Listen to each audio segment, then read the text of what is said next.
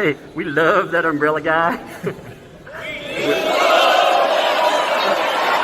All right. Thank you. I'm calling from Los Angeles, and I'm having a little problem under the name ThatUmbrellaGuy. I sent him my phone number at least 20 times in the chat and told him to call me. He ignored me. I'm a man. I filed the report. If you guys could take a look at it and give me a call back, I would love to hear what you guys can do to help us. We really need to kind of stop this guy at least until Monday. I told him to call me. I'm a man. You know what? I talked to your mayor.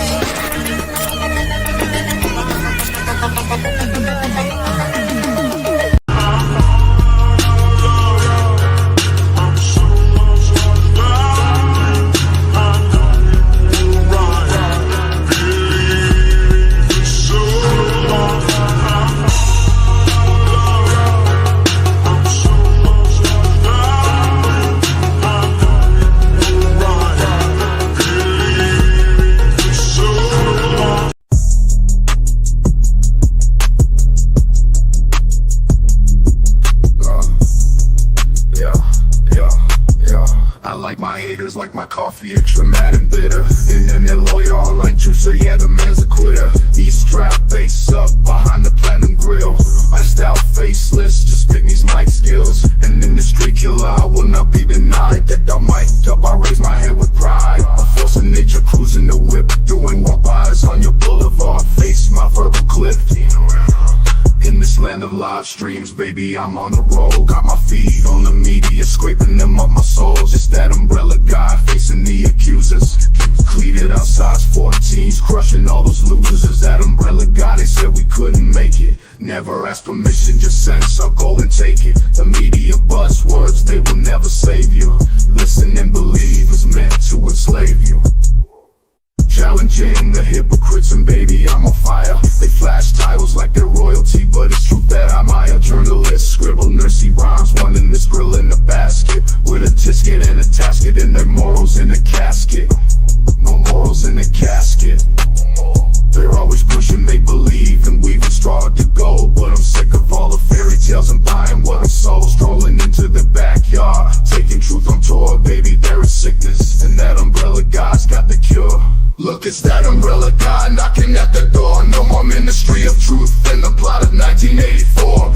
They're dumping all my verbal clips. The case is filled with knowledge. They're on the mic like kindergarten, and I'm taking them to college.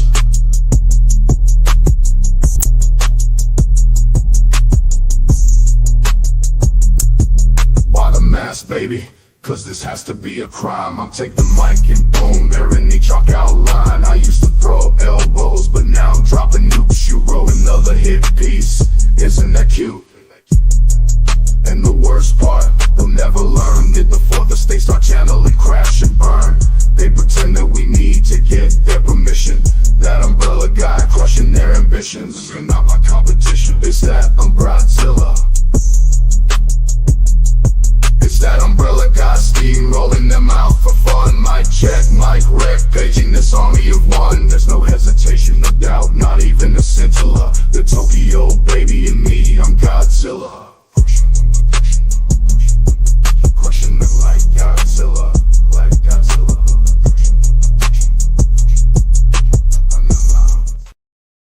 Like Godzilla, baby. Ooh, man. Umbrellas Are Us is back again. How you folks doing today? Man, it is an interesting one. Every day is interesting when you're dealing with stupid, though. Isn't that right?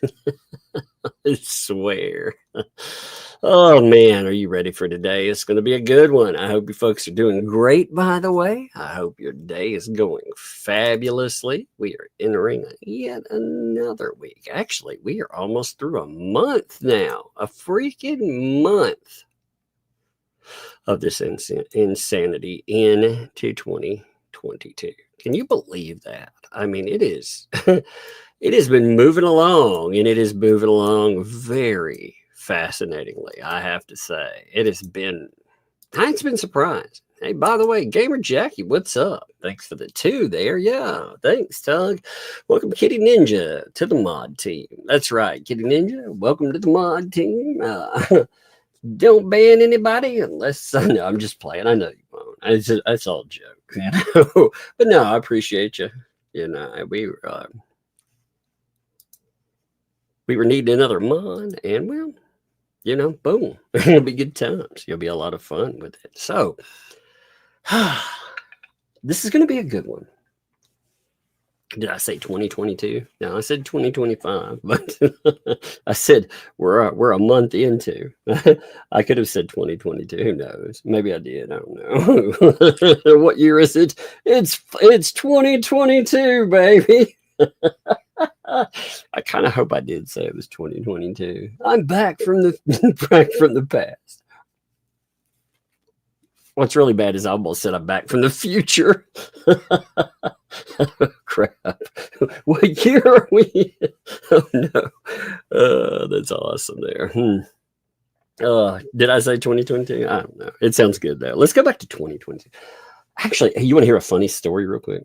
We'll hear a really funny one.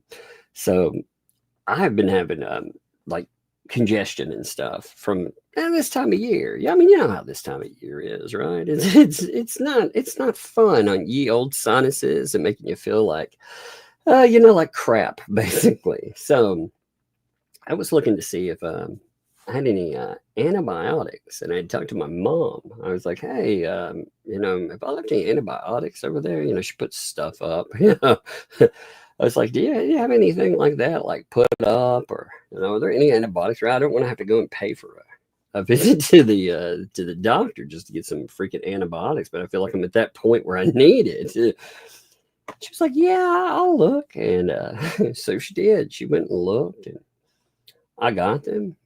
And I was like, yeah, these are from 2012. they're from 20 freaking 12. I felt like I was in a zombie apocalypse movie or something. I mean, you talk about a blast from the past there. Well, maybe I have a theory on that, though. Here, you want a crazy theory on this one? Here we go. So, remember in 2012, people were doomsday predicting the end of the world. I don't know. Maybe you remember this. Maybe you don't. We have those around Y2K and other ones. But 2012 was it was going to end because the Aztec calendar supposedly ended in 2012. Do you remember that? Yeah. So maybe it did end. Maybe that's the last bottle of antibiotics left. I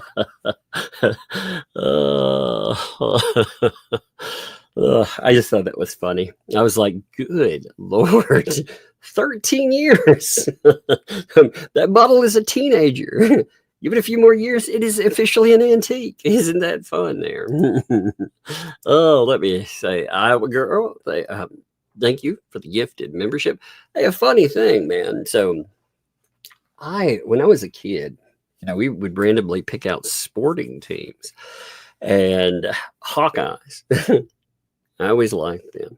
I have a bunch of freaking shirts from there. So it's kind of just random and fascinating. I always thought there. Bunsen, what's up, Bunsen? Rockinstone. Actually, I like that name. I thought it was Bunsen Rockstone at first. I was like, man, I like it though. Bunsen Rockinstone.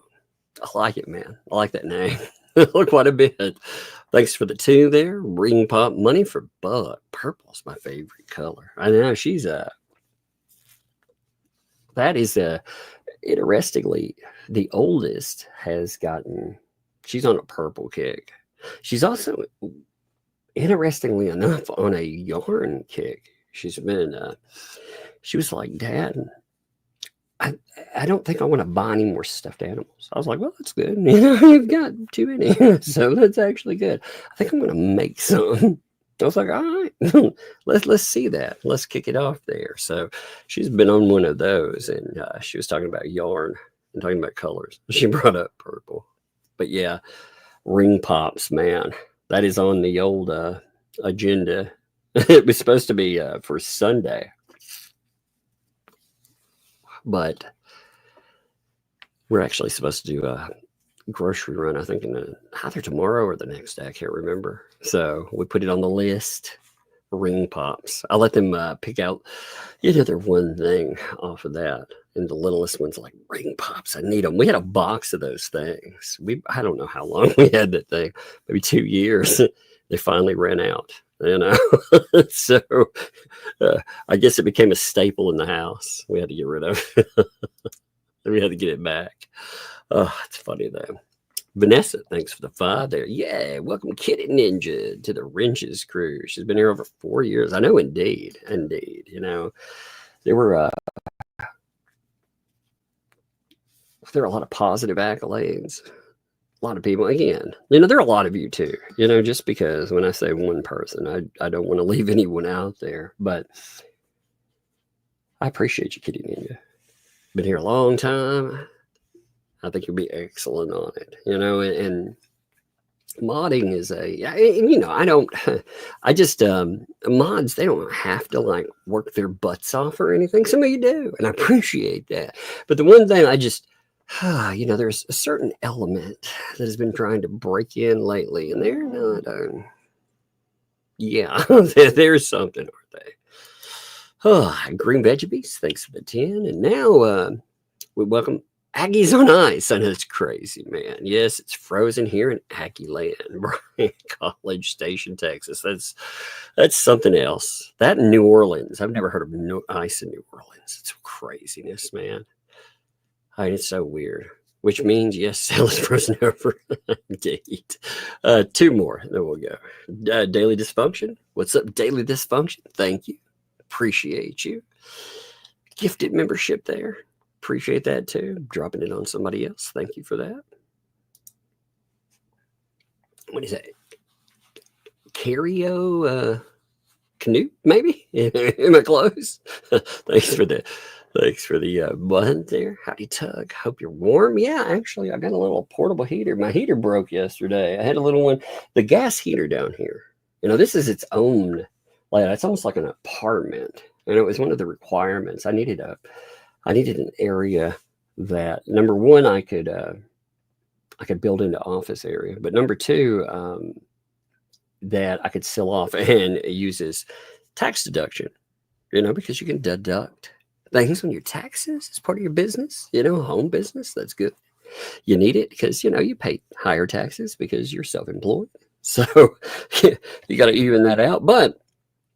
Yeah, the gas heater down here broke, and then the kids accidentally dribbled the electric heater I brought in, so I had to go get new ones. That was a lot of fun. And let's see, Just Schwartz, thanks for the super sticker on that. I actually saw that one come in. Thank you for that. Appreciate it. Actually, let's see. Elisha, thanks for the 5 there. Try Wellness Company. There are many different antibiotics. Have a code if you need it. You write me on that if you want to. I'll look it up and see exactly. I'm open to just about anything these days, man. I feel like I've been stepped on. I feel like, that's why maybe I thought it was 2022 because I feel like life stepped on my freaking head today. Let's look at something today. Are y'all ready for this? Are you feeling it?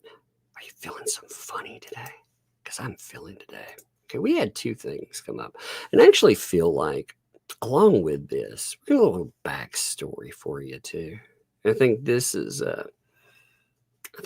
really worth it. You're going to enjoy it. It's called Lulyer. Lulyer actually lying to you and having the proof. The Lulyer has this little problem actually of lying anyway. Not telling the complete story and calling people liars while he's doing it. I'm sure you've seen that happen. Like, I'm sure you've seen it happen a few times. In fact, where he said, oh, this person, oh, they're not being truthful. They're blah, blah, blah. And then you find out, yeah, actually, he was totally wrong. But of course, you never hear anything about that again, right? Well, we had just had an instance of that too. Actually, let me cut out a address. I don't really have to, but I'm going to. Let me cut this out real fast.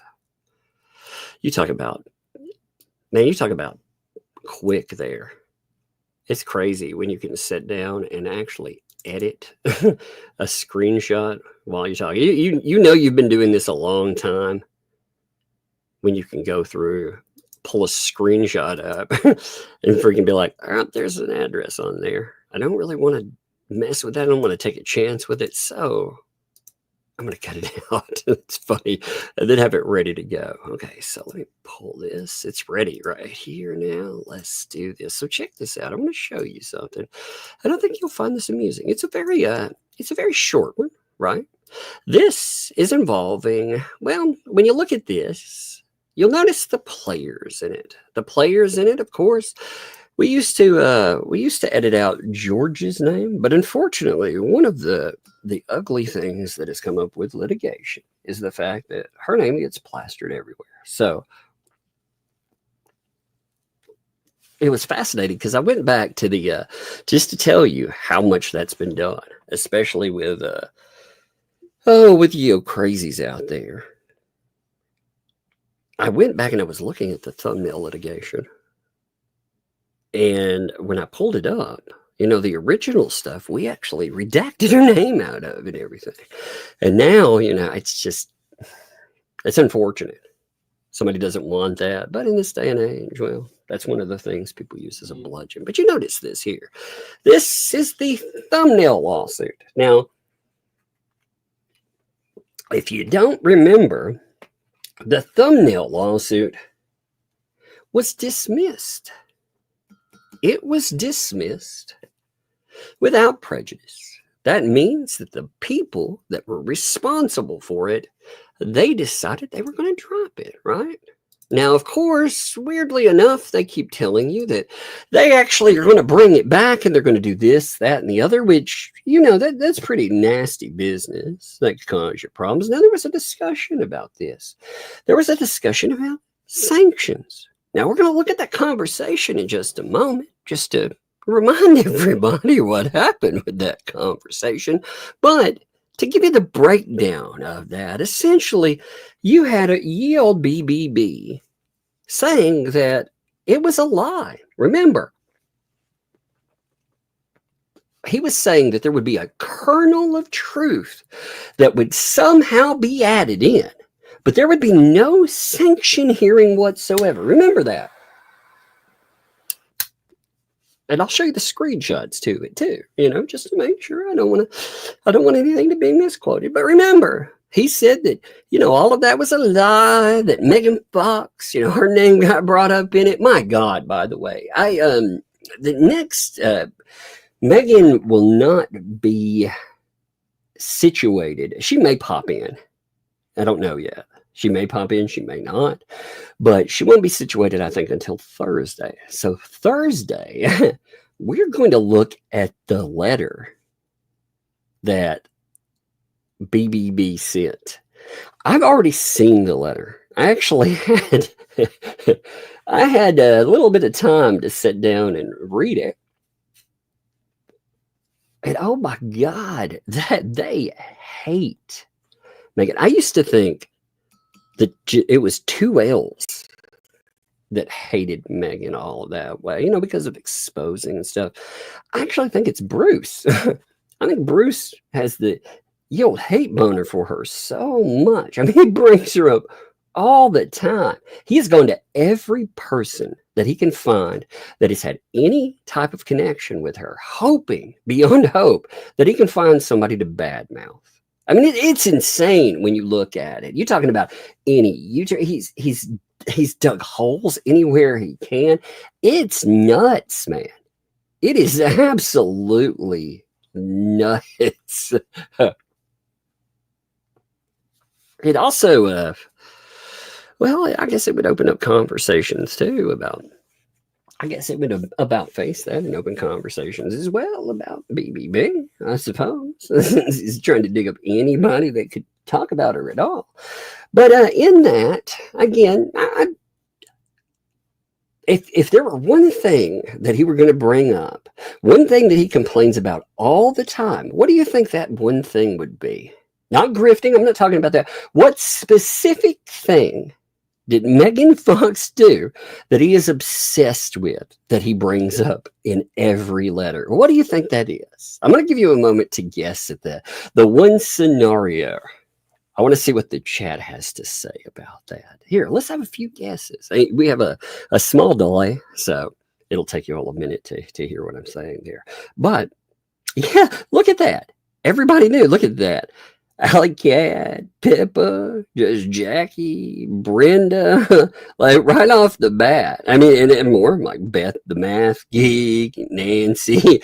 All you folks are saying yoga. Yes, he brought up yoga again. I mean, you talk about a dude that is obsessed. Maybe he liked it. I don't know. Maybe he just can't stop thinking about it. He's like, that Megan doing yoga, sexy yoga. It's so weird.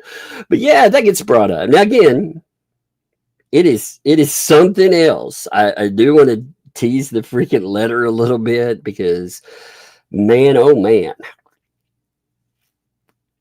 I mean, you talk about something else. But anyway, in this conversation, he says that everybody's a liar, right? There's no motion for sanctions. That's all a lie. How dare people lie about a motion for what is this? What does this document say? what is that?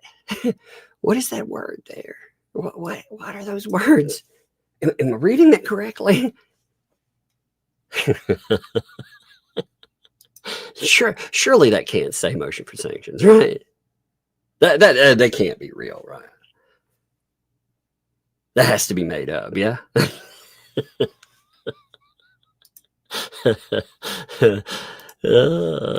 love life some days. I'm like, are you kidding me?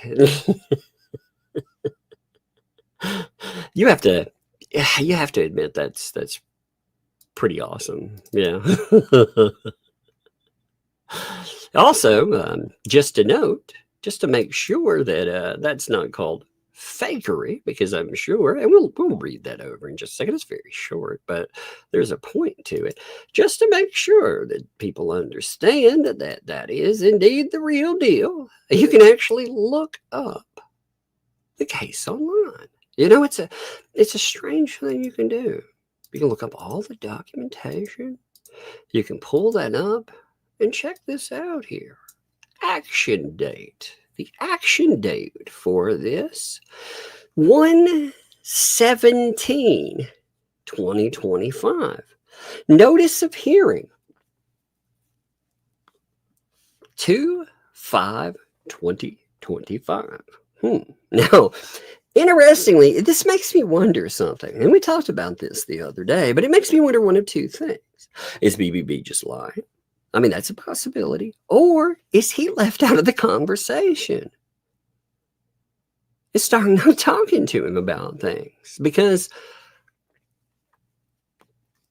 if you look, so check this stuff out. So let's go back to the document here.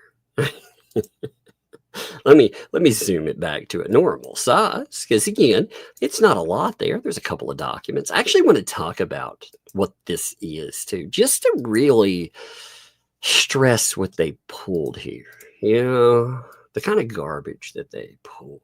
So you can see the players, of course, Jeremy and George. You have Larry Foreman, and you have DJ Radis. They have a notice of a hearing here.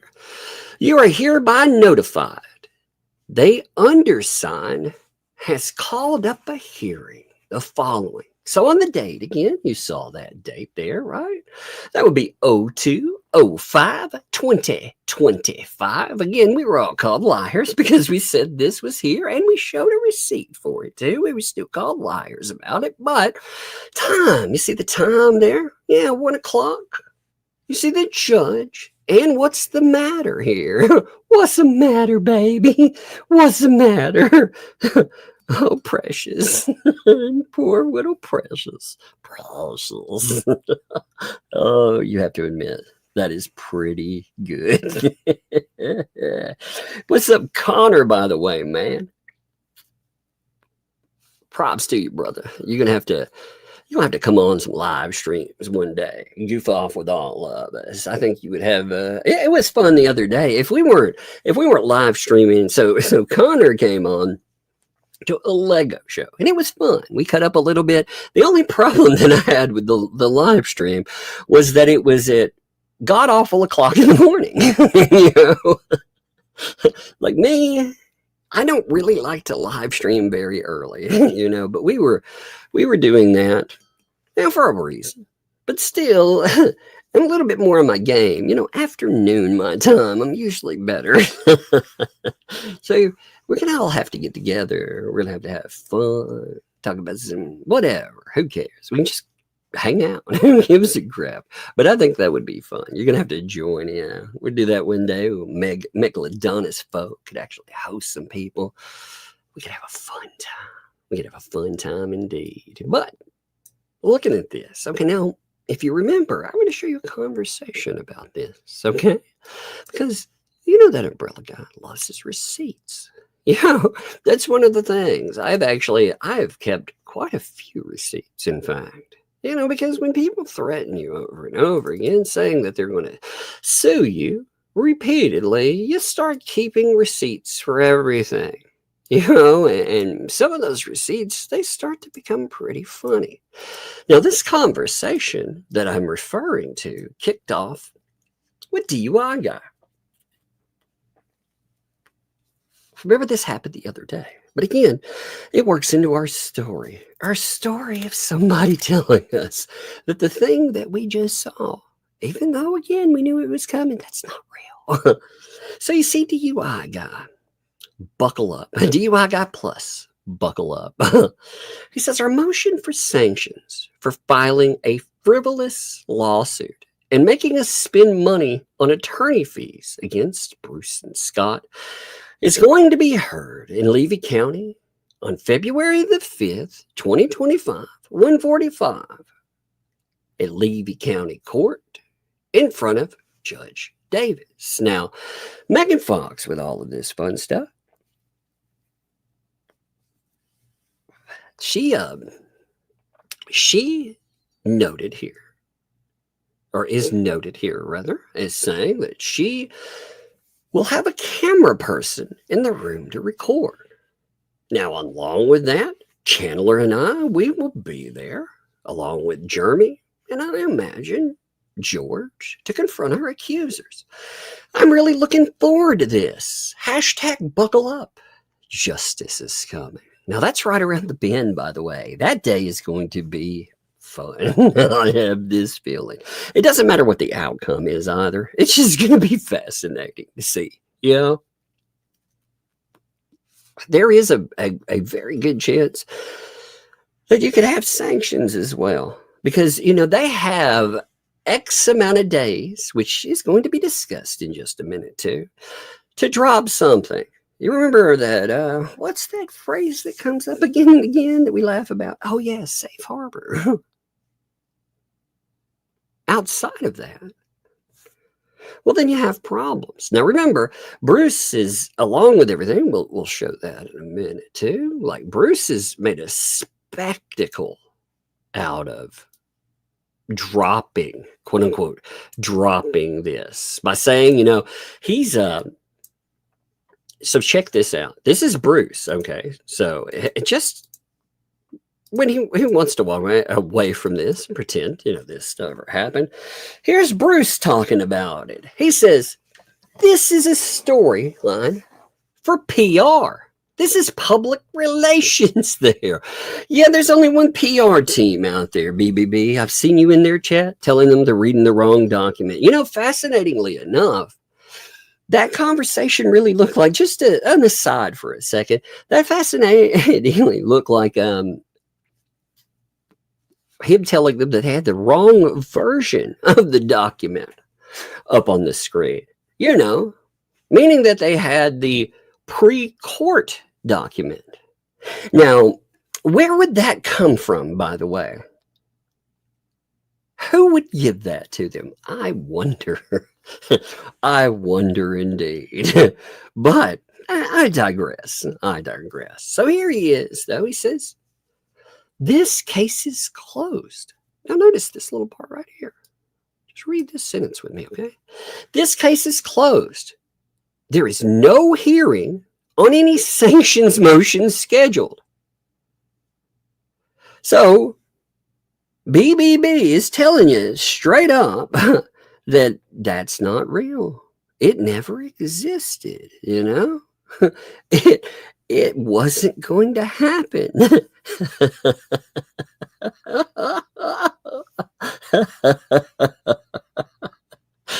He told the world. Now, like I said, there could be a few reasons for this. I mean, again, he could just be making shit up because he doesn't want people to pay attention. He wants to tell you. What's interesting is, if you look at what he said over time, I don't think he thinks that they could be sanctioned for this. I mean, he talked about it like there could be no financial ramifications, no repercussion whatsoever. And he tells you why, according to him. But he's saying there's no hearing on any sanctions motion scheduled. February the 5th was a hearing on the motion for summary judgment, which is moot. So, he believes that it doesn't exist. Now, that's amazing. Maybe I'm living in an alternate timeline. I'm not sure. Because, you know, one of these things is not like the other. You know, you could, again, I keep being told that BBB is an amazing lawyer. He is a pretty good lawyer. I do have to admit, it is pretty funny to watch. But you have this, and we will continue to read that in a second. But remember, he says there's no hearing. Like I said, I'm very, very confused about things because there's no hearing. And yet, again, there's motions for sanctions. And to make it clear, it is definitely about that case too. You can see it right there across. You can tell the difference in the lawsuits. If you get confused, I know people have been getting confused, okay? Because there's a bunch of stuff that's been going on. You know, when you add everything together, there have been quite a few lawsuits, threats for more lawsuits. It is an absolute debacle sometimes. But the way that you keep up with it is with the players. The players in the game. You know, you got Larry Foreman added there, and you got DJ Radis. So, you know, that's exactly what it's about. So just to make it clear, we're not talking about another case. We're not talking about something else here. Not being confused about it. This is motion for sanctions added to the thumbnail lawsuit. Okay, so let's go back to the quoting of BBB, because all of this, man, I tell you, this guy, man, there's no basis to seek damages for having to spend money to defend a frivolous lawsuit. Are you admitting that it's a frivolous lawsuit, by the way? See, I didn't think about this at the go. But when you look at his description of it, how does he describe the lawsuit? He doesn't say that it was a lawsuit that's been dropped. He doesn't say, you know, a dismissed lawsuit, for example. one that we shut down, whatever. His descriptor that he added himself is a frivolous lawsuit. So he himself refers to this as a frivolous lawsuit. Isn't that fascinating? I just thought that was interesting. Oh, man. Greatest lawyer ever. It's amazing. Hey, what's up? There goes DJ Radis, by the way. You see all DJ Radis sighting in there. Look at that. Buckle up, Bruce. I booked February the 5th off work. See you then. Oh, man. You know, what's funny is anytime DJ Radis has popped up or anything, they treat it like it's a... I don't know, like it's a monster sighting. You know, oh my gosh, did you see that that creature that is wandering through the woods that's eating the chillings? I mean, you would think that DJ Radis is the scariest mofo in the world. They can't keep him from the courtroom. You know, because they added him to a lawsuit. Sad times, right? But there's no basis to seek damages for having to spend money to defend a frivolous lawsuit unless you've prevailed on the underlying allegedly frivolous lawsuit on his merit. So he calls it a frivolous lawsuit. And he's like, oh shit. Oh shit. Allegedly, I forgot that. Allegedly. I love it. Wait. I mean, allegedly frivolous. Oh man, this stuff is like a comedy routine some days. It was voluntarily dismissed. That is true, by the way. It was voluntarily dismissed. Now, they keep saying that they're going to add it in with all of these other things. You know, BBB, though, and his clients are their worst enemies because they keep inviting people to cover. He has sent out an ocean of requests for people to cover this case. He has asked myself to cover it. He has asked Megan Fox. Hey, I can't wait to see what you had to say on John Cook. Can't wait for your coverage on that. So, yeah, I mean, that's going to be some problems, you know, with some of his stuff. But they've asked people to cover it. It was a garbage lawsuit. It was one they were going to have a problem with. Because, again, you know, this is the same guy. Like I was noting, I'll show you in just a second this, too. But he sent out letters to many people, like I said, myself included. He wanted to include in this. I was busy at the time. Now, that was unfortunate too. Like I said, I've never wanted to be sued at the same time. Man, if this had happened a month afterwards, I'd have been like, fuck yourself, buddy. But instead, we had one thumbnail. I was like, having to deal with frivolous litigation, vexatious litigation. What a bunch of garbage. And that's what they hope, by the way. They hope that you will not talk about something if you don't agree with them. If you do agree with them, you are totally welcome. They tell you to come in your streams. You know, they'll make you get that gravy, baby. By the way, if you like this, let me use that to shill a minute. If you like this, think about 3 things. Number 1, sharing and telling people we're live. Number 2, liking this thing. Also, if you have to leave, and I understand sometimes people have to do that, but if you have to leave sometimes, if you can, leave it playing in the background somewhere. That way the algorithm sees it and they're like, man, you know, all that watch time, that's good. That's actually good stuff. It'll recommend it to other people so other people get to see the comedy routine. And if you'd like to go further, if you'd like to help out the channel here, since we are fun employed now, I've been fun employed for about a month. It is actually it's interesting. I've never been self-employed before. But yeah, if you like what we do, consider ye old breadsticks. You know, that could be memberships, whatever. We also, if you don't like doing it through here, there are links in the description. Okay. But He notes again, voluntarily dismissed without prejudice, so can be refiled. And that is true. That's probably not a good look. But yes, that's actually true. Now, he goes further in this too. And he actually puts up another statement. He puts up a statement about, give me 1 second here, make sure I get all the, we want the thumbnail lawsuit. Man, there's a lot of folders. There are a lot of folders attached to this mess. Now, he added in wanting people to look at, check this out, here it is. A drive for it. He said there's no basis for any sanctions following the voluntary dismissal of the thumbnails lawsuit. The law on Rule 1.420 is clear.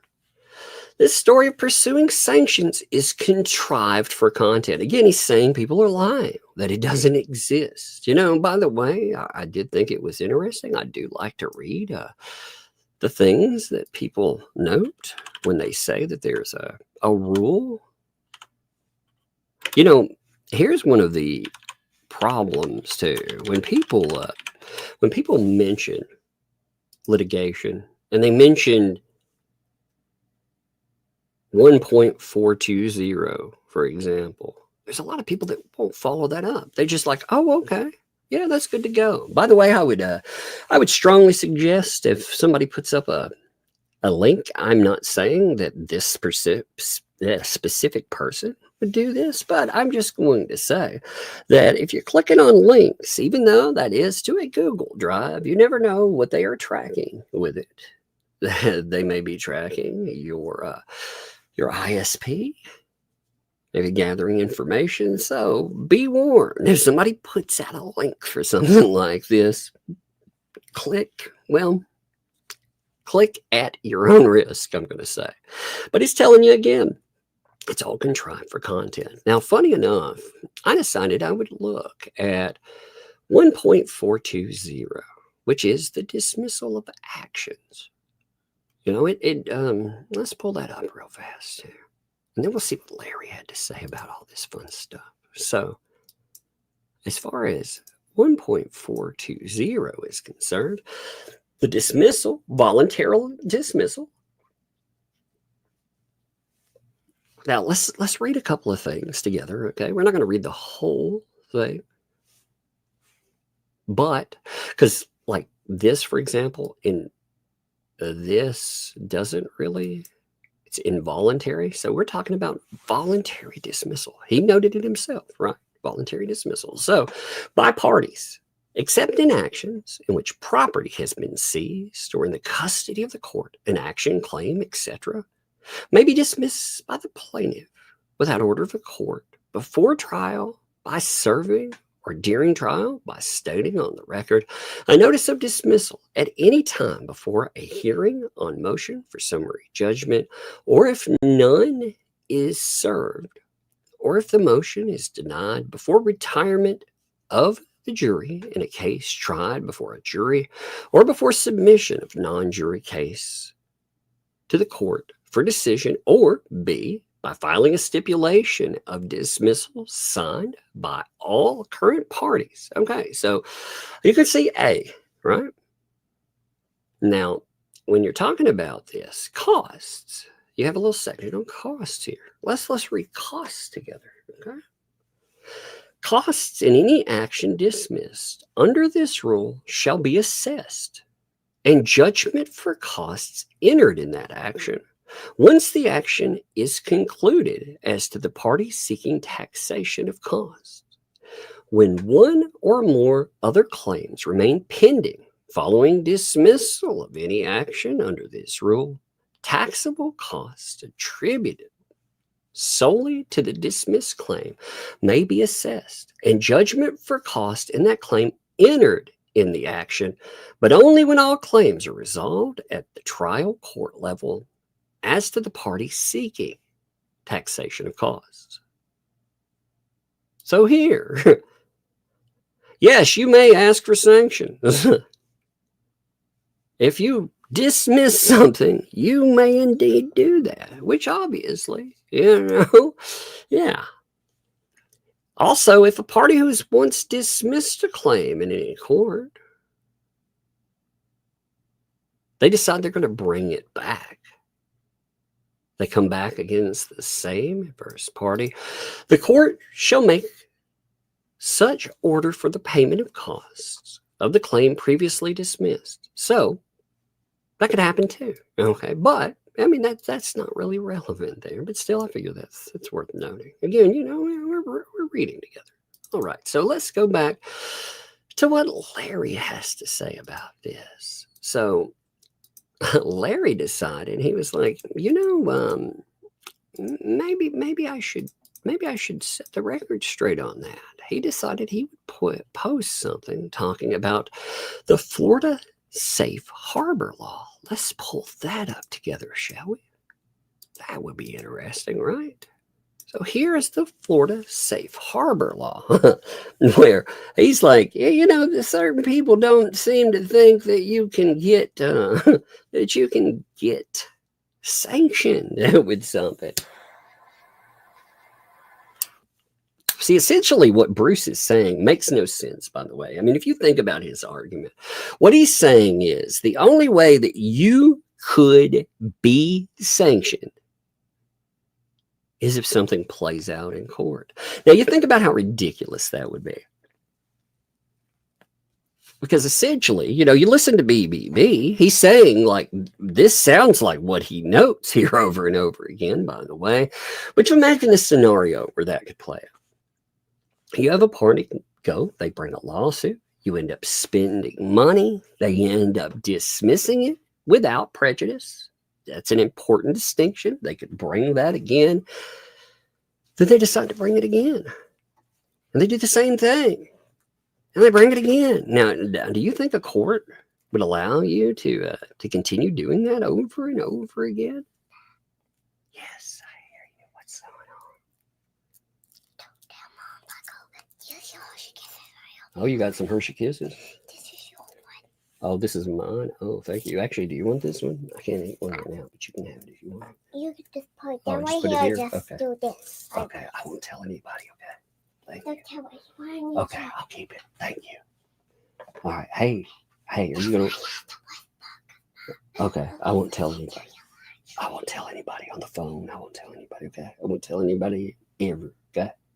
I'll just buckle it up. All right. You go upstairs. You want to watch your show for a little bit before bed? Yeah. Okay. Love you too. Close my door, okay? That was funny. Hey, close my door. She brought me a Hershey's Kiss. She was like, she was all secret about it. She's like, don't tell anybody on the phone when I talk on them.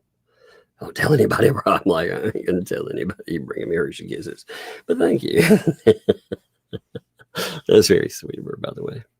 Just bring me a Hershey Kiss. Okay, well, back to what I was saying there. I mean, think about that scenario. Does that make any sense to you? I mean, like I said, just picking out a random person. Shizzy Whiz now, or actually, I think Sticky Widget maybe here. Sticky, if you were here. I'll bring Sticky up again because I was talking about this last time. Sticky, I start talking about widgets, and Sticky's like, and I'm like, you know what? Widgets are fine, but I don't like them when they get sticky. And Sticky Widget's like, oh my God, you have damaged the sale of my Sticky Widgets. I am going to bring litigation.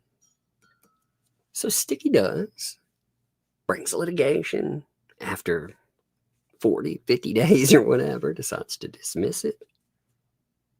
And after we file back and forth, but dismisses without prejudice, that meaning they can refile. And then Sticky Widget decides to bring it back again. Repeat pattern, right? Keeps doing that. Now, do you think a court of law, do you think that would be right? for a party to have to go in and continue to pay court costs over and over again. No. That would be an absurdity, right? But again, that seems to be what we're hearing, only if it plays out otherwise. So Larry posts this. He says, I'm just going to leave this here for those in doubt. I wonder who was in doubt, by the way. So what is this? This is about Florida Safe Harbor Law. This would be Section 57.105 of the Florida statutes, giving parties 21 days to voluntarily dismiss unfounded claims without facing sanctions. So, one of the caveats to the rules there, you notice this, 21 days, 3 weeks. We get 3 weeks, and then you have a problem. This, well, as you well know, it has been going on for a while, and yeah, that time frame, that's a problem there. So it's pretty cut and dry. This law is intended to discourage baseless claims and unnecessary litigation costs. The whole reason it exists. There are other things too. This is, you see, I don't think certain people have actually done a little bit of research on the laws that they've talked about shopping lawyers in other jurisdictions like Tennessee, for example. Tennessee has some of the strongest anti-slap statutes out there. If you don't understand a slap statute, by the way, let's bring this up actually. Let's see. What are slap laws? So slap laws, SLAPP, by the way, if you're wanting to look that up, they are laws that protect people from strategic lawsuits against public participation. SLAP are lawsuits that are intended to intimidate and silence critics rather than to win. That's the thing they want. They want to be able to go in. They want to be able to shut you down when you're talking about. Does that remind you of anybody out there? Does that remind you of certain people that tell you that they're going to allow anybody to cover unless they don't like you specifically covering it? Then it's a problem? Yeah.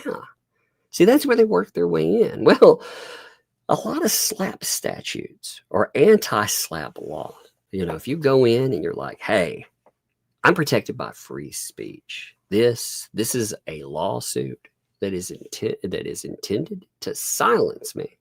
In a place like Tennessee, well, you get dismissed under that, you're going to be eating some costs. Many places have laws where you're automatically eating that. That way, they want to stop people from doing this type of garbage that we see. They tried to pretend that what they had was going on was free speech. But you look at it, they built an ecosystem. It was built with people that, well, about the signs, about everything that's gone on with that. And again, they invite other people to the party. They've also been saying they can't be sanctioned for that either. Well, you run into some real problems with that too. But anyway, going back to the Florida statute here, how it works. So a party serves a motion for sanctions to the other party. Now, the other party, you've got to remember too, when all this stuff came up, you remember Larry talking about it. He actually did a pretty good video. We covered this way back when, when this stuff was brand new. We talked about it. And Larry made it very clear that if they dropped it and went away, they could just leave. Stop it right now. No muss. No fuss, no damage done. You know, just call it a little error. But instead of little error, they decided that they would continue. They decided that they would even contact Larry before doing this, trying to get some type of settlement. Now, BBB threw a freaking fit about that idea, saying it wasn't a settlement for money. How dare you? They tried to force Larry into compromise. And Larry said no. And then, well, it was dropped. So, 21 days there. If the other party withdraws or corrects the issue, the motion is not filed and the party is not subject to sanctions. If the other party does not withdraw or correct the issue, the matter proceeds and the party may be sanctioned. Now, what happens if sanctions are awarded? Well, the court, it can award attorney fees. The court may determine if the other party or the lawyer must pay sanctions. Again, what's the purpose of the safe harbor laws? Well, it's to discourage baseless claims, to discourage stonewall defenses, and to discourage sham appeals. So it's telling them, you know, you can't just sit around. You can't just not only bring baseless lawsuits or baseless claims, but to keep this thing in court forever, you know, to keep bilking money out of somebody. The very thing that, interestingly enough, in another case that BBB admits that was part of a strategy for the federal case. Remember him talking about the 5-month delay? Yeah, that's part of their strategies. They just want money to be spent. They want to force somebody to set burn time and burn money. And well, they can face problems with it. Now, as far as this lawsuit too, you know, I thought it was interesting. So I decided I would go back. I thought, you know, it's been a hot minute since we actually discussed what this was. So let's see. Let's look at it. Let's actually look at what this thing was. You know, there's another thing that came up today too. We'll look at it in just a minute. But I thought this isn't a very lengthy filing, but it just gives you an idea of what was here. Why would you drop this case? Okay, so again, they went under Florida statute 540.08. Now, we talked about that. Florida, let's pull that up real quick. Florida statute 540.08. Now, this was an interesting one because it was like, did you read it? You know, it seemed like they didn't bother to actually read the thing that they were filing. Because if they did, they would understand that this would be a problem. And well, I get the feeling that they understood that in the aftermath. Like, hey, wait a minute, this would have an issue. Okay, because look, here is 540.08. Which again, this is just a refresher because you can understand what kind of a garbage lawsuit this was. Now, 540.08, Section 1. You know, we're not going to read everything here. We just have a little bit that applies. You have to understand, and then the exception to it. So no party shall publish, print, display, or otherwise publicly use for the purposes of trade or for any commercial or advertising purpose the name, portrait, photograph, or other likeness of any natural person without the express written or oral consent to such use given by that person. Let's just say, that person, all of this stuff. It's talking about that specific person. Now, they were like, haha, gotcha, right?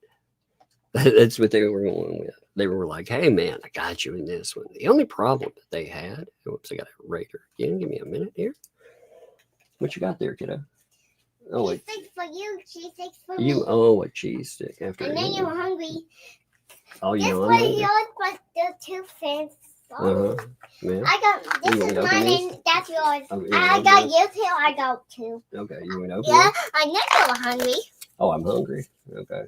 I knew it. You knew it. Well, man, that was pretty nice of you. Yeah. You think all this talking makes a person hungry? Mm-hmm. Okay. Because talking makes me hungry. It does. Talking makes you hungry, man. Okay. Well, you ate earlier too, so this wakes like a little snack on that, right? Yeah. I didn't eat all my diet chicken nuggets because I saved that for last because I can't. Because they're trying those things. Don't taste like no chicken nuggets. Just tastes like plain bread. The dino chicken nuggets. You want to say, hey, by the way? Hey. Well, all right. Well, here. You take these up. Are you ready for bed right this minute? Are you going to stay up a few more minutes? Yeah. Okay. Well, you go up to your room. You can watch your thing for a little bit. I go that dino chicken nuggets. Well, we can taste save like them. bread. Yeah, well, they're breaded. That's why they taste. They're breaded chicken nuggets. So I like the normal ones that are not breaded. Oh, you do, huh? Okay. Yeah. Well, ask Sissy if she wants the rest of those. Yeah. Okay. Ask her if she wants the rest of your dino chicken nuggets. What's this? That is a thing that goes inside another thing. I'll show you later on, okay? I'll show you what it is. All right. Hey, close my door when you go upstairs. Don't tell Mom I was on the luxury. You don't want. Your voice changing. Oh, you don't. That was you. You don't want me to. Okay, so you don't want me to let anybody know that you were on the live stream just to say it was my voice changing? Okay. But not Mom, because I'm All really right. mad. Oh, okay. All right, well, go upstairs. Because you never seen her face Yeah, okay. All right. and her voice. Okay. All right. So it's just my voice changing. I got it. I got it. Okay, close my door. Love you. Okay, so that wasn't a 5-year-old. That is just my voice changing. I got you. Okay. All right, close the door for me. Okay. Thank you.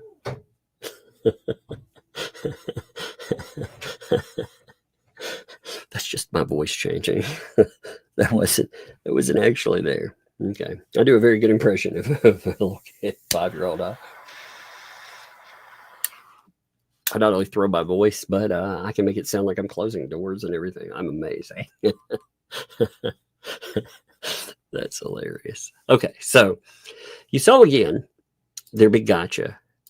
Just to say, they're like, aha, look, you can't do it without permission, right? Well, not really. Yes, it notes here. The provision of this section shall not apply to the publication, printing, display, or use of the name or likeness of any person in any newspaper, magazine, book, news broadcast, or telegraph, or any other news medium or publication as part of a bona fide news report or presentation having a current and legitimate public interest, where such name or likeness is not used for advertising purposes.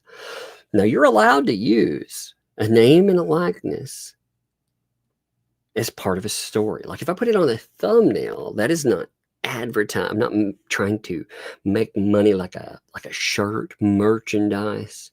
It is part of a public interest story. Now, I told you that right there.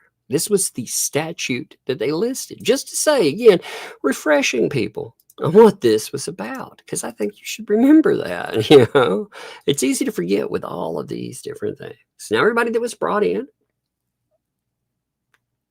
all the players. Let's just read a little bit of this. You can always tell who writes these too, just because of the narrative. Beginning in 2023, this is not a long one, by the way.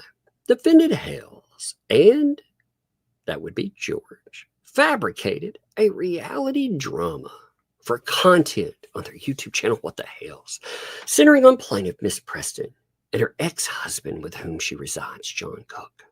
The theme of What the Hell's reality drama was quote-unquote bad neighbors, and it was originated based on the false premise that Miss Preston and Mr. Cook, quote-unquote, stalked us to Otter Creek by purchasing property located across the road from where Hales and George owned property in Otter Creek, Florida. Now, Hales and George have stolen Miss Preston and Miss Cook's lives for content on their YouTube channel, What the Hales, subjecting them to harassment, bullying, defamation, invasion of privacy, and thousands of menacing and vulgar comments by What the Hales fans. Now, to promote the videos of What the Hales YouTube Bad Neighbors storyline, Hales and George have published and displayed Miss Preston's image in their YouTube video thumbnails. Now, this was at the time for approximately 125 public videos as of the date of filing, all without her consent. This is such a crazy, stupid, freaking way of putting this, too. Videos on What the Hales with thumbnails not containing the image of Miss Preston typically have 30 to 40,000 fewer views than those with her image, which typically get more than 100,000 views. Now, again, we debunked that pretty thoroughly. If you go back, they have millions of views on stuff, but hey, it would have been easy to tear this stuff apart. Hales and George have also published her name and image in many of the same videos where they use her image in the thumbnail. Now, Hales and George publication and use of her image and name has been for commercial and or advertising purposes of promoting monetized videos in the fabricated bad neighbor storyline of What the Hales YouTube channel. Florida Statute 540.08 provides that when a person's likeness is used without their consent, they may bring an action to adjoin their unauthorized use and to recover for loss and injury sustained by publication, including reasonable royalties and damages. Hales violated that, they know, by publishing, again, without the consent. As a result, this is actually the cleanest lawsuit he has made as an argument, by the way. It's a stupid argument, but oh my gosh. The other one that we have something new popping up is the Trespass 5, and that is such a mess. So again, they go through the counts on it, what exactly that's about, including Larry Foreman.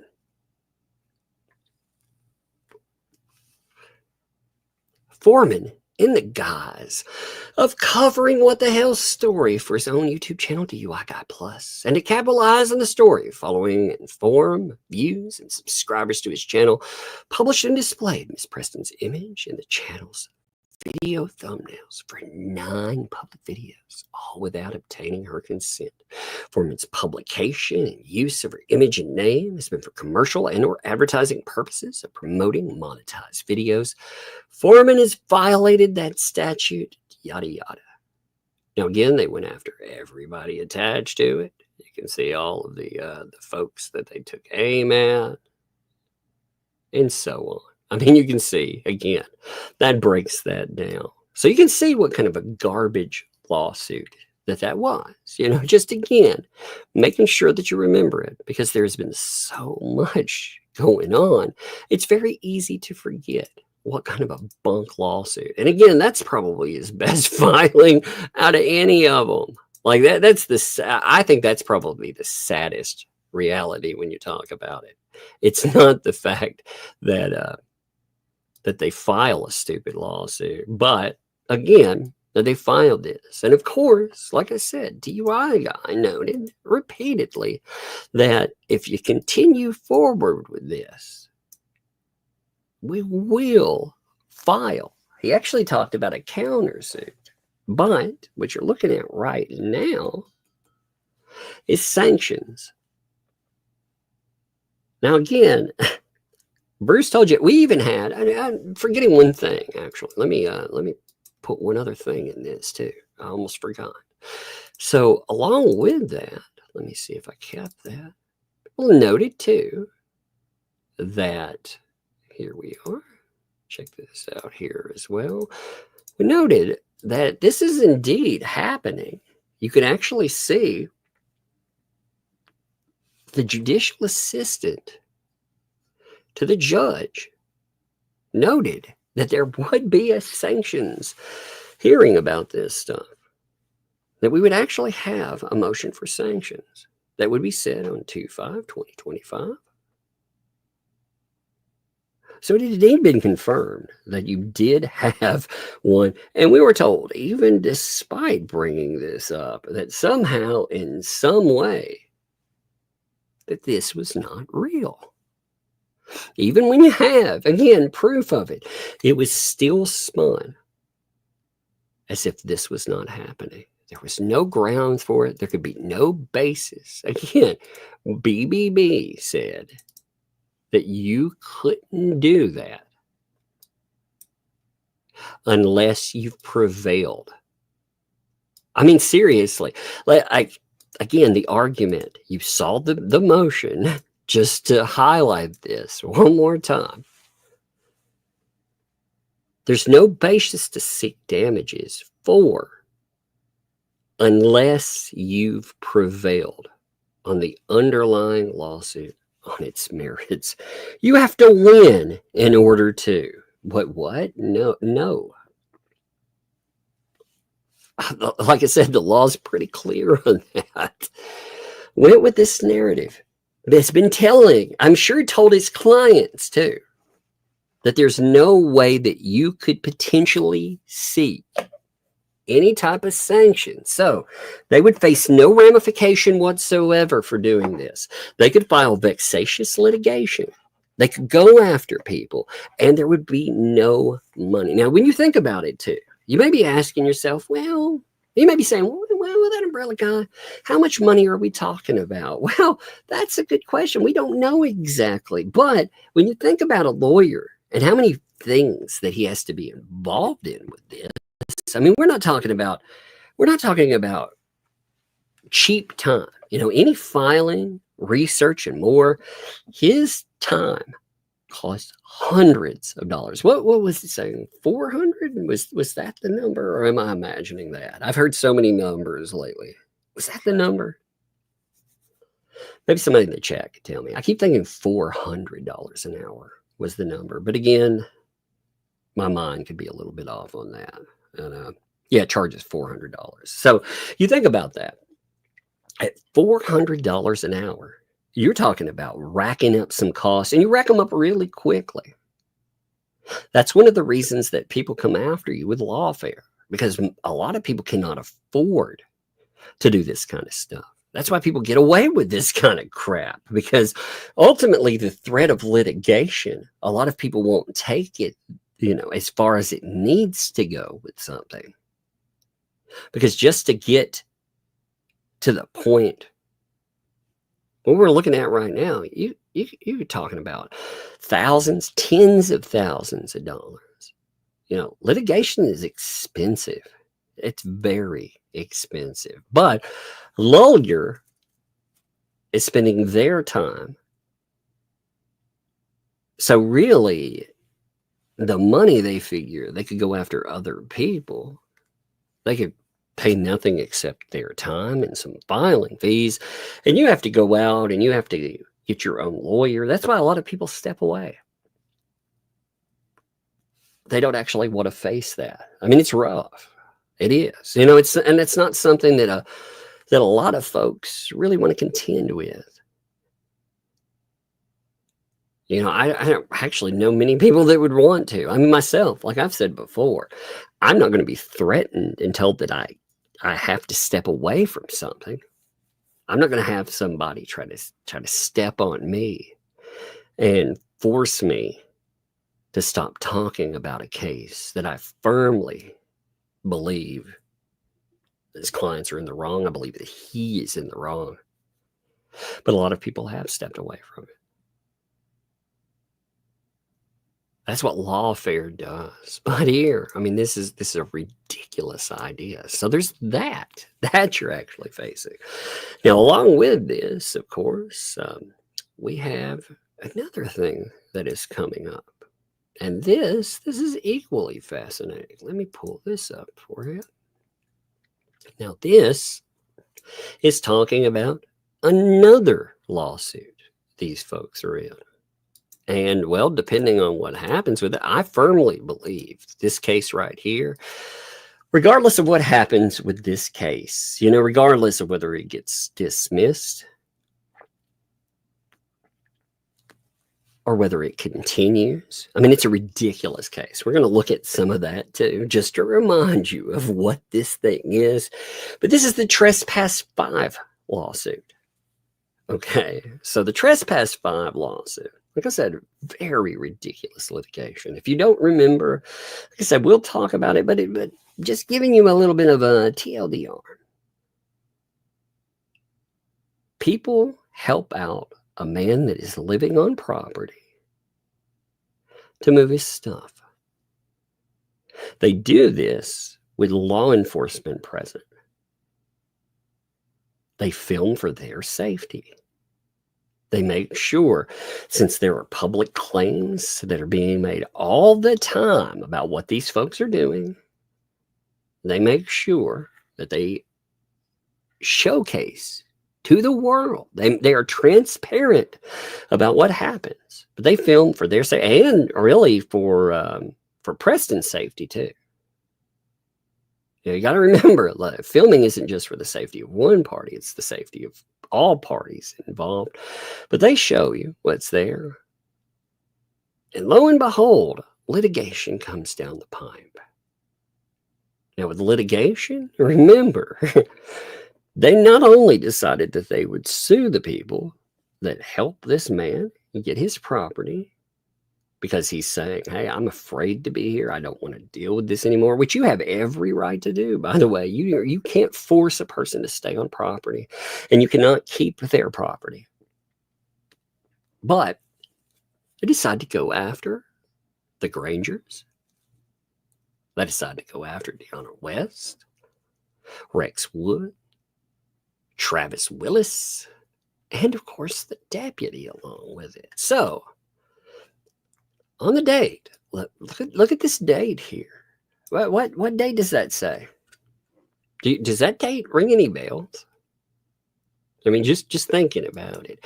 Does this date ring any bells to anyone out there? Are you like, I remember that. Huh? Let me think. So, let's look at something here. All right. So, that date, February the 5th, 2025. Oh, why does that date sound familiar? Oh, yeah, that's because we were just talking about this other thing that's happening on February the 5th in 2025. It's going to be an interesting day, it sounds like, right? Oh my goodness. Oh my, oh my. Oh me, oh my. Look at that. This is going to be a stacked day. Different lawsuits again, but February the 5th, 2025. Let me go back to this. You have another motion. And again, will this happen? Will it work? Maybe. You don't know. But you have notice of a hearing. You're hereby notified that the undersigned, when they say the undersigned, they're talking about the judge. The judge is calling for a hearing on a matter. So the judge is like, yo, we're going to have a hearing. We're going to hear, we're going to see exactly what's going on. 2:00 that day. A motion to dismiss for failure to state a cause of action. So you have a hearing about dismissing this litigation. Now, again, this is a bunk lawsuit. To be honest, Preston and company should hope that this lawsuit, they should drop this loser and be done with it, because this is also a garbage lawsuit, and they have to know that. I mean, well, maybe they don't. Maybe they're listening to the same guy who has told them that they can't be potentially sanctioned for something when they brought it and dismissed it. Maybe he's, obviously he's telling them, oh, we got a good case here. No, you don't. You don't at all. So you have a motion to try to get this dismissed outright. And again, there are a lot of times that you're going to see moves like this. Now, will it work? Maybe. Again, these people should hope. I'm not talking about the people here. I mean, they're having their time wasted.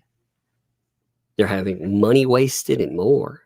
I mean, it's definitely a waste of time and everything else. So if it goes forward again, you're just talking about more money spent, and you would be talking about counter lawsuits. I would sue the hell out of these people for doing this to me. I would. Or either Grangers.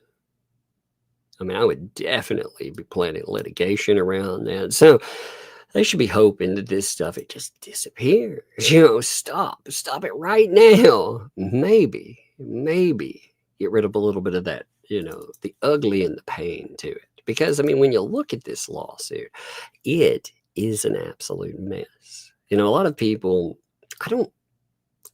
I think with all of the discussion on the other cases, a lot of people forget how messed up this thing is. So let's look at it for a minute. Now, this is probably one of the worst filings I've seen in a long time. This filing for, again, what we will refer to as the Trespass 5 litigation. Like I said, it is an awful narrative. As far as parties that are mentioned and more, it's absolutely ridiculous too. Because when you get into it, what you have here is litigation that brings up an army of people. But in this army of people, many of the people that are complained about aren't part of this. Give me 1 second. Let me roll this down and stick it there. So this goes through where everybody is from. I don't actually want to, we don't need the where everyone is from. It doesn't have their addresses on it, but it does have states and more. I think I've got my radar back too. Give me 1 minute. What? I don't know. Which one do you think I should have? I'll take this one, okay? I'll say it like, okay. You have the other one. Thank you. I'm going to sit it right here. Okay. Thank you. I'll be real quiet. I'm changing my voice. Sounded like a 5-year-old. Right? Yeah. Okay. All right. Upstairs, close my door for me, too. Okay. Thank you.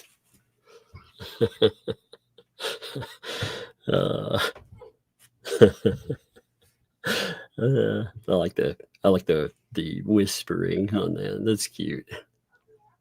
I got a candy ring out of that one. Not to be confused with a ring pop.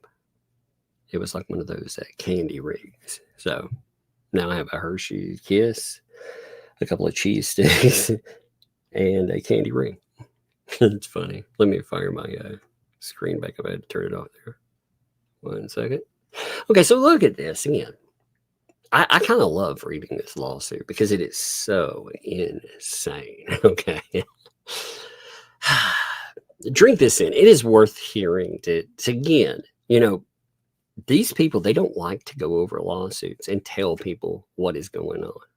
They actually, they try to pretend that they have this great lawsuit that's come up. It's the best one ever, right? But at the same time, they don't tell people what's there. They give them the overview, just like they've done with so many court documents and more. They give them select items, and they don't imagine this. Here's the thing. You have to imagine this from a judge's perspective, or just an outsider perspective, period. And listen to how crazy this is. Okay, so, and remember, parties that aren't involved, Jeremy and George. Look at how much is listed for them. Beginning in or about summer 2023, non-parties, Jeremy and George fabricated a reality drama for the content on the YouTube channel What the Hales, centering on plaintiff Michelle Preston and her ex-husband with whom she resides, John Cook. Huh. We've heard that before, right? Okay. The theme of What the Hell's reality drama was bad neighbors, and it originated based on the false premise that Miss Preston stalked us to Otter Creek by purchasing property located across the road from where Hales and George own property in Otter Creek, Florida. We've heard that again, too. Isn't that a mirror of the last one so far? Huh? Now, it's going to have a bunch of other stuff in here, too. So, Hales and George have used Miss Preston, Miss Cook, and their 4-year-old HG as fodder for content on YouTube, subjecting to harassment, bullying, stalking, defamation, invasion of privacy, thousands of menacing and vulgar comments, What the Hale's fans on social media, messages and phone calls from strangers threatening Miss Preston, and strangers making false child abuse reports, resulting in dozens of visits from CPS. Now, what's fascinating is when this was first filed, by the way, we didn't know anything about Northport. We had not actually heard anything about that at all. We'd also not seen some of the messages that end up coming up. You know, some of the stuff that comes up in Shara videos. I think the Shara videos, you can just refer to them as that. One of them, I think the biggest one, again, you notice that narrative. And what does this have to do with the lawsuit, by the way? Nothing really. But you notice they're saying false claims. Now, what's interesting now is one of the ways that, again, this has nothing to do with litigation right here, because, but it will come up. They keep telling you that they are going to make a lawsuit that will center on that stuff. Now, they're going to have real problems. They're going to have problems with messages like this,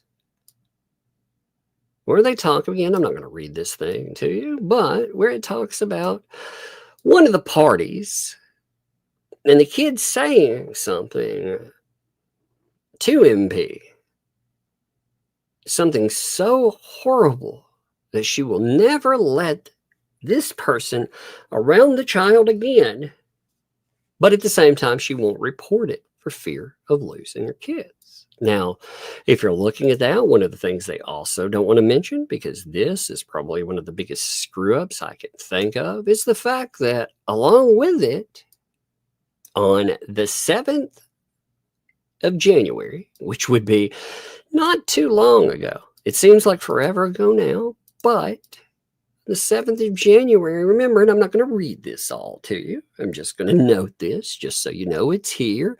You have said lawyer writing Shara saying that she is doxing old private messages. She's saying, he's saying rather, the messages between you and MP from a year ago or longer were confidential and sent in reliance on her trust in you. Now, what this does is it confirms the message is real. These messages, he himself has authenticated them. Typically, what you have to have happen is you have to bring in somebody, an expert, and have an expert authenticate something. That's where you get into the war, the back and forth. No, that's not something there. They're lying about that. You don't typically have a lawyer for the other party tell you that these are real. And that's what he did here. This is essentially for that litigation that he keeps promising about saying that that concerns there were fake, which he says, again, that doesn't have, he brought this up in this lawsuit already. And that's going to be the narrative where he keeps promising other litigation. Well, he's telling you at the same time that MP, his own client, had those concerns and voiced it to someone else. And that this person, we have messages to him noting that they had concerns too. So that's probably one of the biggest screw-ups I've seen so far. But let's continue on. Okay, that was a brief aside. I realize that doesn't have anything to do with said litigation, but at the same time, it undermines the narrative, because this narrative is what they've promised they're going to come after everybody. They're going to say There was no foundation. Well, if there's no foundation whatsoever, and again, let me make this clear, do not contact anyone. I believe that needs to be said because somebody likes to be litigious and say that people are saying contact. Oh, no, I'm not saying contact anyone. In fact, I'm telling you not to. But I am telling you that they screwed up is probably as bad as you can screw up with that. Again, never thought that Shara would actually. I mean, this is the thing that I keep trying to hammer home. Shara's value in everything that's going on, it is immeasurable. The stuff that she gathered, this is why they wanted to call her a mole and wanted to pretend that she was there because of Jeremy Hales, because they don't want people listening to what's in this, because otherwise all of these claims that they have saying that, and really money being made on that too, they just want to casually omit that part. But continue, never before. Now, again, we haven't gotten to the litigation yet. We're still not to a point for anything. This is talking about non-parties still, right? So never before or currently has there been another major YouTube content creator devoting their YouTube content almost exclusively to targeting a private person. Now remember, private person, BBB himself made a real mess of that too.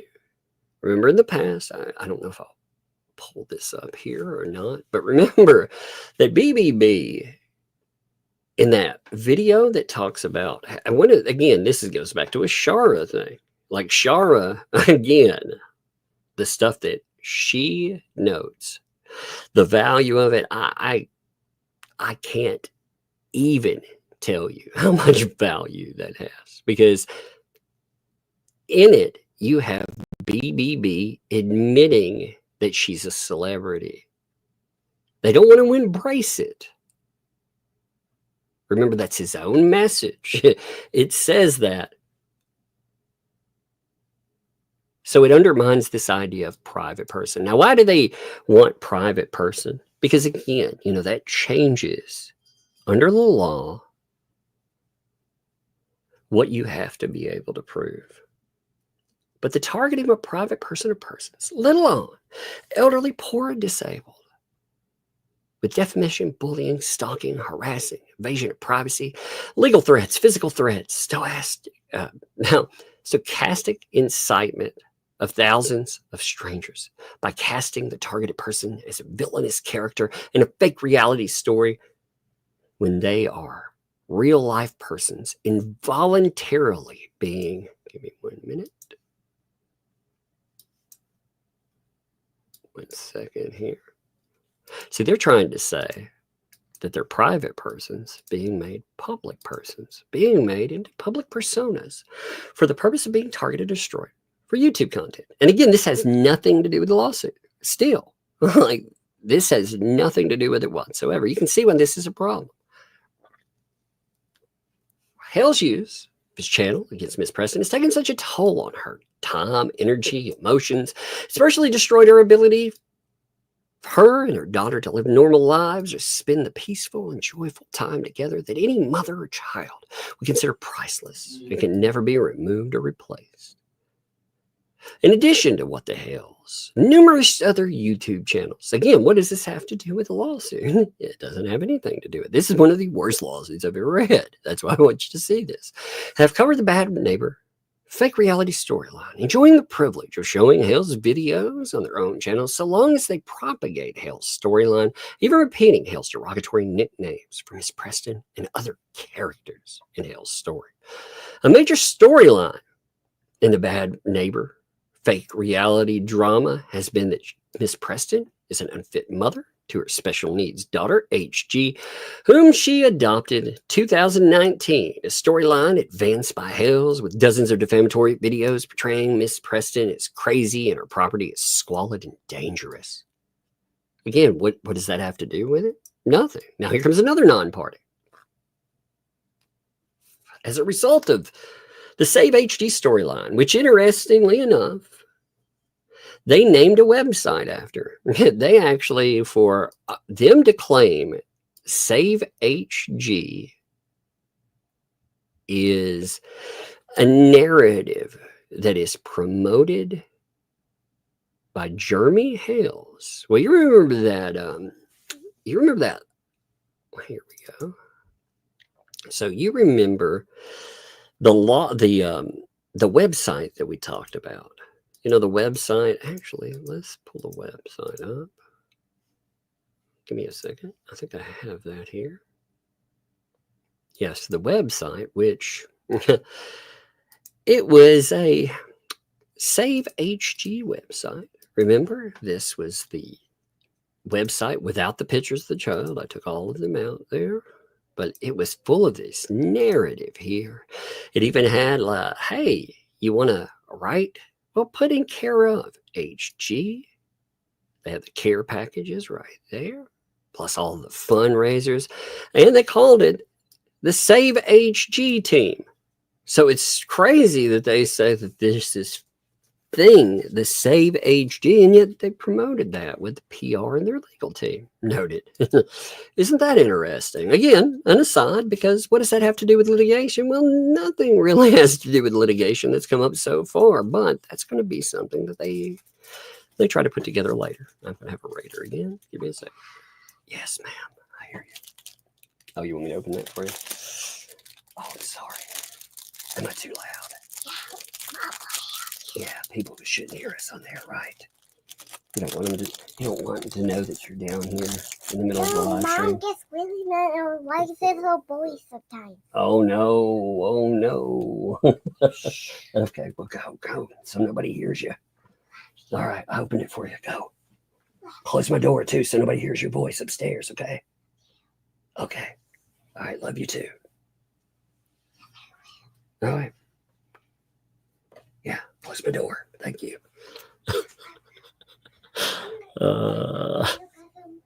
That's hilarious. It's like sometimes if I'm down here, people like get on to me about being down here over and over. It's hilarious. She cracks me up. So funny with that. But as a result to the Save HG, like I said, the reason I brought that website up, because interestingly enough, they called the website that. What the Hales fans have made false child abuse reports to Levy County CPS, resulting in 27 visits as of the filing of this complaint. Now, what's fascinating is we've again found out about Northport and some of the background for that. One YouTube host, Veteran Nation, August 12th, 2024, phoned in a CPS report during a live stream. Now, this is a non-party too. What does this have to do with any of this? Nothing. So the narrative has nothing to do with it. We've dealt with non-parties. We're still pages into this already, right? In every case, CPS found no abuse or neglect. Has never found any reason to take any action whatsoever. Yet Hales and other YouTube channels, profiting off What the Hales content, continue to propagate that HG needs to be rescued from her mother. Huh. Okay. Then finally, we get to another non-party, Lloyd Campbell, which is interesting. Remember, the whole thing is about Lloyd Campbell, right? We're talking about, again, for some reason, if you don't know anything about this, Lloyd Campbell is the person whose property was on Michelle Preston's property. He lived there. When I say lived there, I'm not just talking about he had some clothes or something. Everything he owned, including his domicile, his home, was on the property. So for him not to go and retrieve his property would have meant him not being able to retrieve his domicile, his home. Now, the interesting thing about this lawsuit to me is that Lloyd Campbell is not listed in this lawsuit. Isn't that weird? They take aim at everybody and their mother, or everybody and their law enforcement, I suppose is the best way to go with it. They aim at anybody they can. But we're talking about another non-party, which is absolutely insane when you think about it. So Preston Lloyd Campbell lived in his RV on Miss Preston's property from March to August 2024, pursuant to an agreement with Miss Preston to purchase RV for $7,000. Now, we have not seen proof of this. They have tried to refer to some text messages saying that there was some type of agreement. Lloyd, however, we have looked at those. But again, the ownership of this was not questioned in front of the police. The police are there on the property. They told her if there's any item in dispute, that would have included his domicile. If that was in dispute, they would not have allowed him to take it. And they did argue over one item, which I do not know exactly what has happened with that. If he decided to get it, if he decided, hey, I'm not going to, if that's still going on, I don't know. But there was one item that they did argue. So they understood that you could argue about items because they argued about a refrigerator. If you remember about that, or if you didn't see it, yeah, there's footage of it. And again, the people who go in to pick this up, they film everything that they are doing. They film, with the exception of certain areas, they are not allowed to film. They are not allowed to film inside certain structures. The kid comes, running out. They threaten to lock the kid actually in unobserved into her RV, which they brought up Veteran Nation. Veteran Nation felt they were making a good faith complaint. Don't call anybody. I'm just saying that straight up. I do not. But for the purposes of noting this, what they would have to prove is that he was making a bad faith complaint. And he was talking about what he had witnessed. So he's making, and CPS told him that they were not going to follow up on it too. They told him live. So, you heard everything on that. But anyway, he lived on that pursuant to an agreement. She was going to purchase his RV for $7,000 with $500 per month rent coming off that price. And if Campbell left, he would leave the RV, and Miss Preston would pay any remaining balance with $200 a month. Can you imagine that, by the way? Can you imagine $200 a month? You want these people out of your life, and you'd have to deal with that. That'd be awful. But that old man, they tried to rip that man off.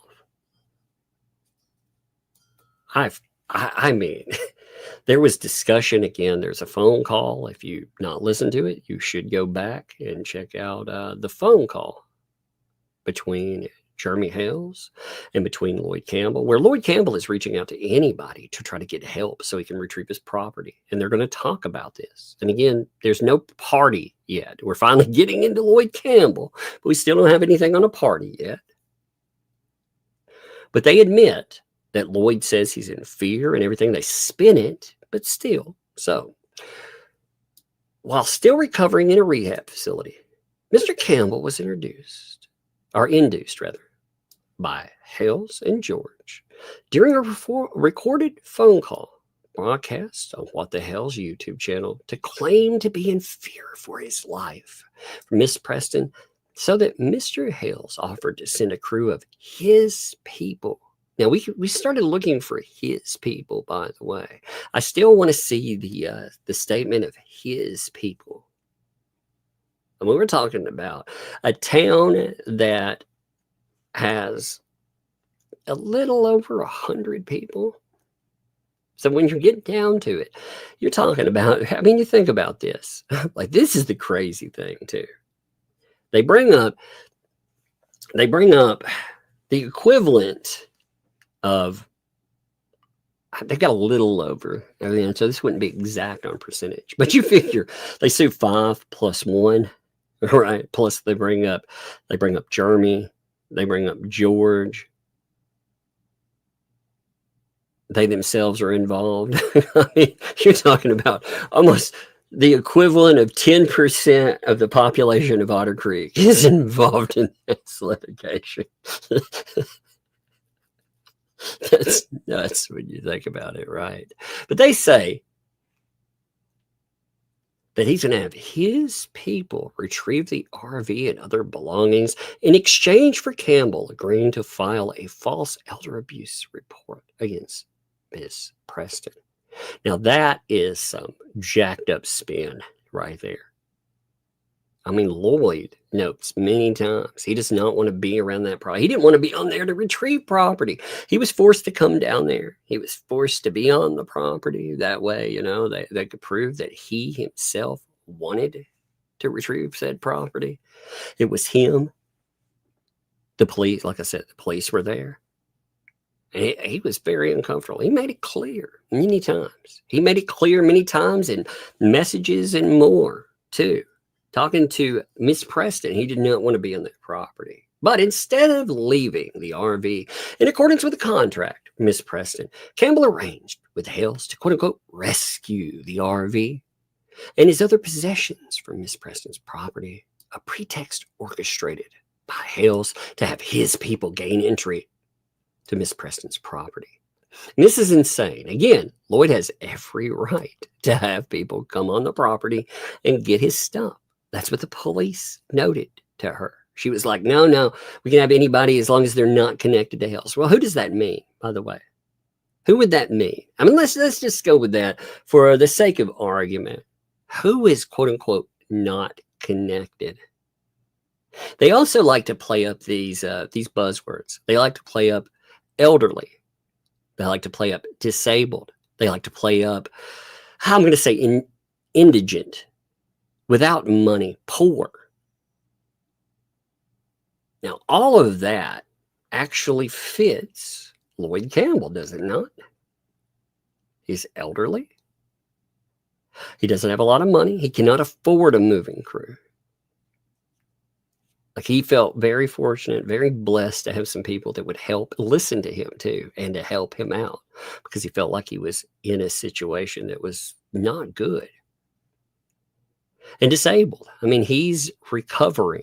They note it here. So all their buzzwords that they love to throw around so you feel sorry for somebody, well, they all apply to Mr. Campbell, do they not? So on Sunday, August 12th, 2024, while Miss Preston was at home on her property with her 4-year-old, HG, defendant Levy County Deputy Sheriff Gregory arrived unannounced, accompanied by defendants Willis Granger, Woods, and West, and informed Miss Preston that they were there to retrieve the RV and other property supposedly belonging to Campbell.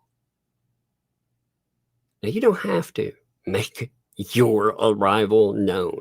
You don't have to get permission to come in to retrieve your property. That's one of the beautiful things about this. You don't. Like, the whole premise of this is insane. Again, they should want this dismissed, and dismissed now. I'm pulling up the next page. I've got it in a screenshot format. Oh, by the way, I do want to give my shout out. I'm sorry I forgot to do this. I need to do this right now. MaxLab actually was the first to send over the items today. Props, MaxLab. I appreciate that. Again, there are a few people that send over stuff. MaxLab is on the ball, though. MaxLab does not mind mentioning that they are a person that keeps up with the court docket, which I do appreciate. Like I said, you know, I go in and I'll check the docket, but people will find it quickly, send it to me. Like I said, I appreciate you folks that do that. So props to MaxLab. Give MaxLab some love out there for sure. Well, much love. Again, chat, give them love. So, next page here. Miss Preston and HG were terrified and intimidated by having 5 people and an armed sheriff's deputy suddenly appear and disrupt the peace and privacy. Hales orchestrated the invasion of Miss Preston's property. Again, he's a non-party. All these non-parties that have come up. We finally had parties come up on the last page at the end of it there. Finally, there was parties that finally came up. to occur when she was the only adult present on the property at the time of the arrival of the defendant, as was known to all defendants. Now, why wasn't there another adult on the property? Do you remember? Let me ask you that. Do you remember what happened with that? And again, this would also be something that could be brought up in this if they want to, since they said that. Now, where was Mr. Cook for this? Mr. Cook, and also, here's another thing.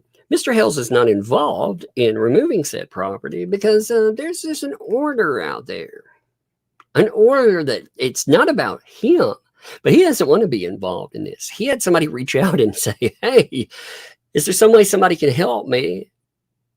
And there were people that decided to help, but Mr. Hales was not present because Mr. Hales has an order, not an order against, but an order where he doesn't want to be around these people because of what they've done. But one of the things that the other adult there done, and again, Levy County, I'll note, they decided not to prosecute. He had admittedly pulled a firearm out of his pocket. He still wants to dispute that he pointed it at anybody, but he admittedly pulled a gun out of his pocket, according to Miss Preston, while drunk.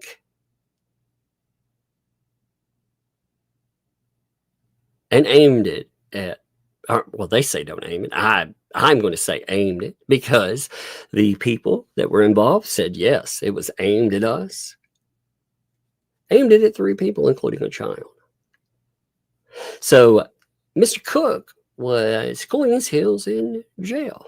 And I would say that the parties that came on said property, even with the sheriff, I don't think they would feel very comfortable with having said individual there.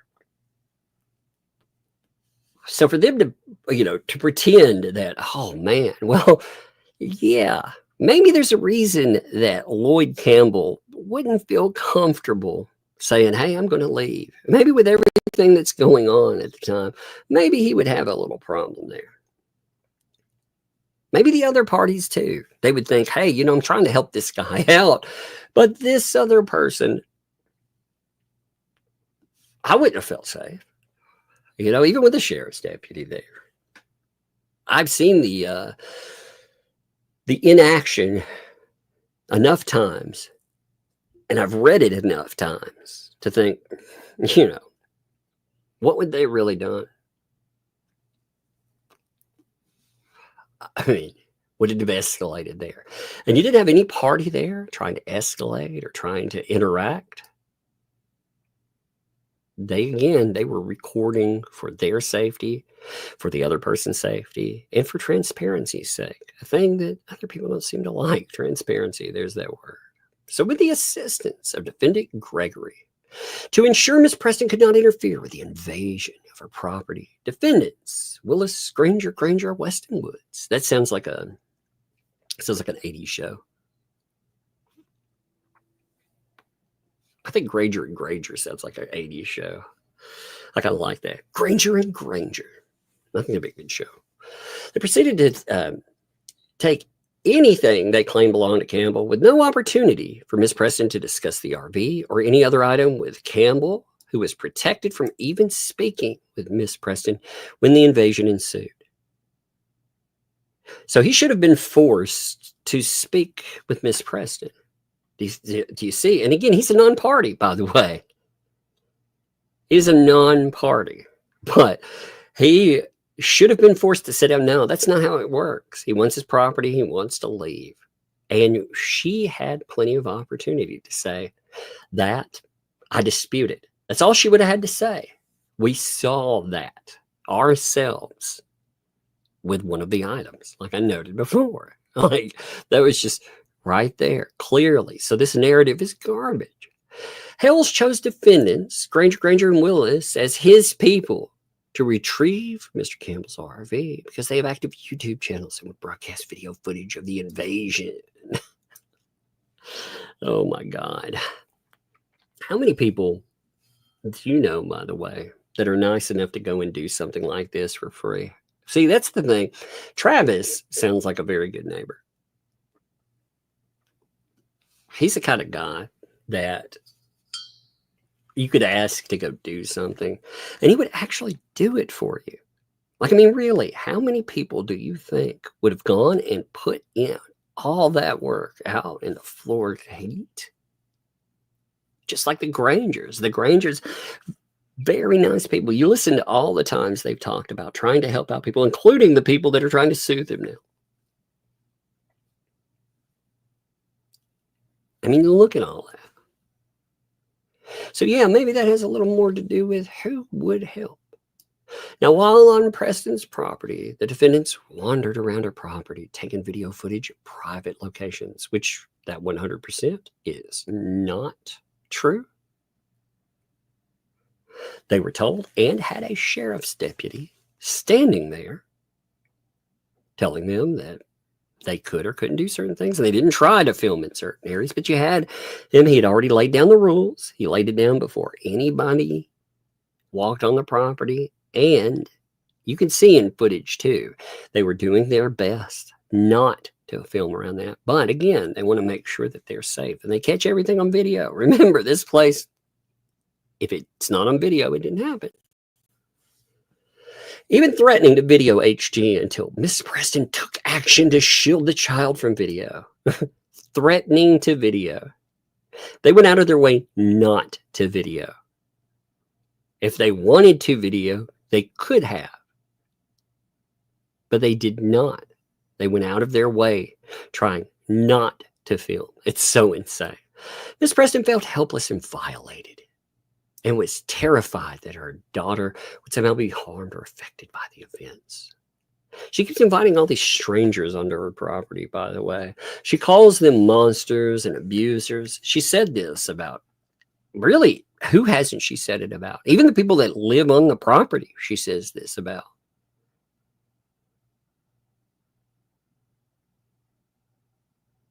I mean, don't have people on the property? Don't bring people in and have them pay thousands of dollars in utilities and more. Wait a minute. I guess that we're going to leave that part out. But prior to the unannounced invasion of her property, April 12th, there was no prior attempt or communication by Campbell, Levy County Sheriff's Office, Hales, or any of his people to arrange with Miss Preston to have Campbell's property picked up. The surprise invasion was an integral part of the defendant's plan. Yeah, if you had your property there and she knew that you were coming for it, would you feel that you would get your property back? Would you feel that maybe your property could be damaged and more? And again, you don't have to arrange anything with anyone.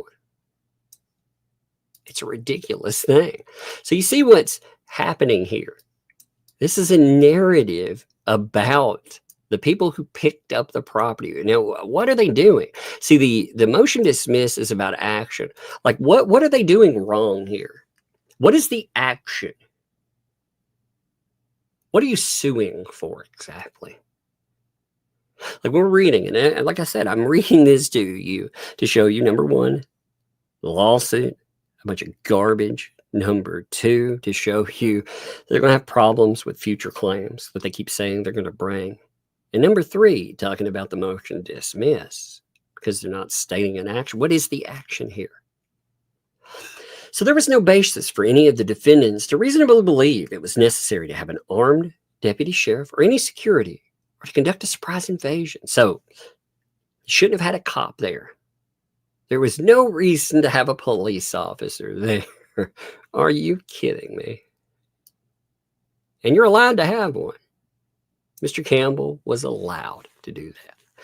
Rescuing Campbell's RV and possessions was a pretext for Hales to have his people surprise and intimidate Miss Preston and take video footage of her property for broadcast on YouTube, as was known to all defendants. As was known. Proof of that? Well. On the next several days, What the Hales and defendant Granger's YouTube channel, Madam Mayor's Adventures, as well as numerous other YouTube channels propagating Hale's fake reality storyline for profit from it, as well as others. So again, you're talking about non-parties. Quite a few non-parties here again. Broadcast the video footage procured during the invasion of Miss Preston's property. The story on all channels broadcasting the property invasion footage was that HG was in danger, as evidenced by the cluttered property condition and based on other false statements of the channel host. And Save HD sprang up from What the Hell's fan base as a result. Again, interestingly, they have a website called Save HG. So, I mean, as far as that is concerned, yeah, okay. Hale's fabricated the story of a supposed emergency removal proceedings. Like, what is this now? This is just another random thing that pops up in this storyline. This is something Bruce writes about. This is how you can tell that Bruce wrote this shit. You can tell from all of that. But you remember the open letter that he wrote? Or the letter that he wrote to Dave Neal, or so on and so on, where he talks about the supposed emergency removal proceedings, court action pursued by the biological family to remove HG from her mother, causing thousands of his fans to call for Miss Preston's loss of her child and placement with people who have no legal standing, whom HG has never known. Again, what does this have to do with this? This is about non-parties. This has nothing to do with it. Huh. What the Hell's videos have repeatedly raised false questions about the legality of the adoption. What does the adoption have to do with this? Again, nothing. Further causing his fans to call for Miss Preston's child to be taken. Following the broadcast of the video footage, Miss Preston's property, What the Hell's Madam Mayor's Adventures, CPS visited Miss Preston 3. Give me a second here. Switching pages again. This is so crazy, man. I haven't read this in a hot minute. Again, since we're talking about actions on this, we do need to cover it. Times. Bringing the total such visits, called CPS relying on What the Hell's, to 27. So again, they blame all calls CBS on What the Hell's. Again, we found out from Northport about concerns and about police. We also had other names that were brought up too. We had them brought up as well. Remember the names brought up in John Cook's depot that was ended? I mean, that one, that's where we found out about quote unquote crazy Connie. All these other folks. So, yeah, you find out that not so much, not so real. In every case, clearing Miss Preston any abuse or neglect of her daughter. Miss Preston received a visit from Elder Abuse Unit based on a false report of abuse by Mr. Campbell. You think, by the way, Mr. Campbell, well, Mr. Campbell, maybe the way these people reacted to him and they reacted to everyone else, maybe he does feel that he was being abused. You saw the messages, the way that he was treated, his card. Where did that go? All this other stuff too. Yeah. Did he have any reason to feel that way? Huh? And again, he's non-party, which was induced by Hales and George, again, non-parties, in furtherance of their scheme to have his people invade Miss Preston's property. The stated reason for arranging a crew of his people to enter Miss Preston's property that Mr. Campbell feared for his life was false and a pretext to gain entry for the purpose of videoing the property and broadcasting the footage as part of the Save HG storyline created to generate content and views on What the Hell's. It feels like again, like, give me 1 second. It feels like I have skipped a page, right? Does it not? Here, I'm zooming out, so I'm going to show you something. It feels like I'm repeating a page on accident, right? Does it not? With all this stuff, but you notice I'm on page 7. So I'm not repeating a page. We are on the correct page here, just to make sure you understand like how garbage this is. I'm going to zoom it back. Give me 1 second.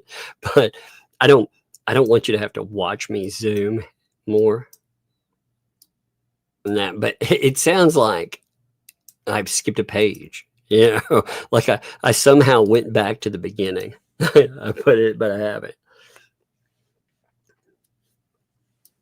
As a result of defendant's actions, thousands of strangers from around the world have called for the removal of HG from Miss Preston's parental custody based on nothing more than seeing YouTube videos of What the Hales and other channels broadcasting the invasion footage. As a result of the actions, one channel, Veteran Nation, during a live broadcast August 20th, 2024, which, interestingly enough, Bruce was part of.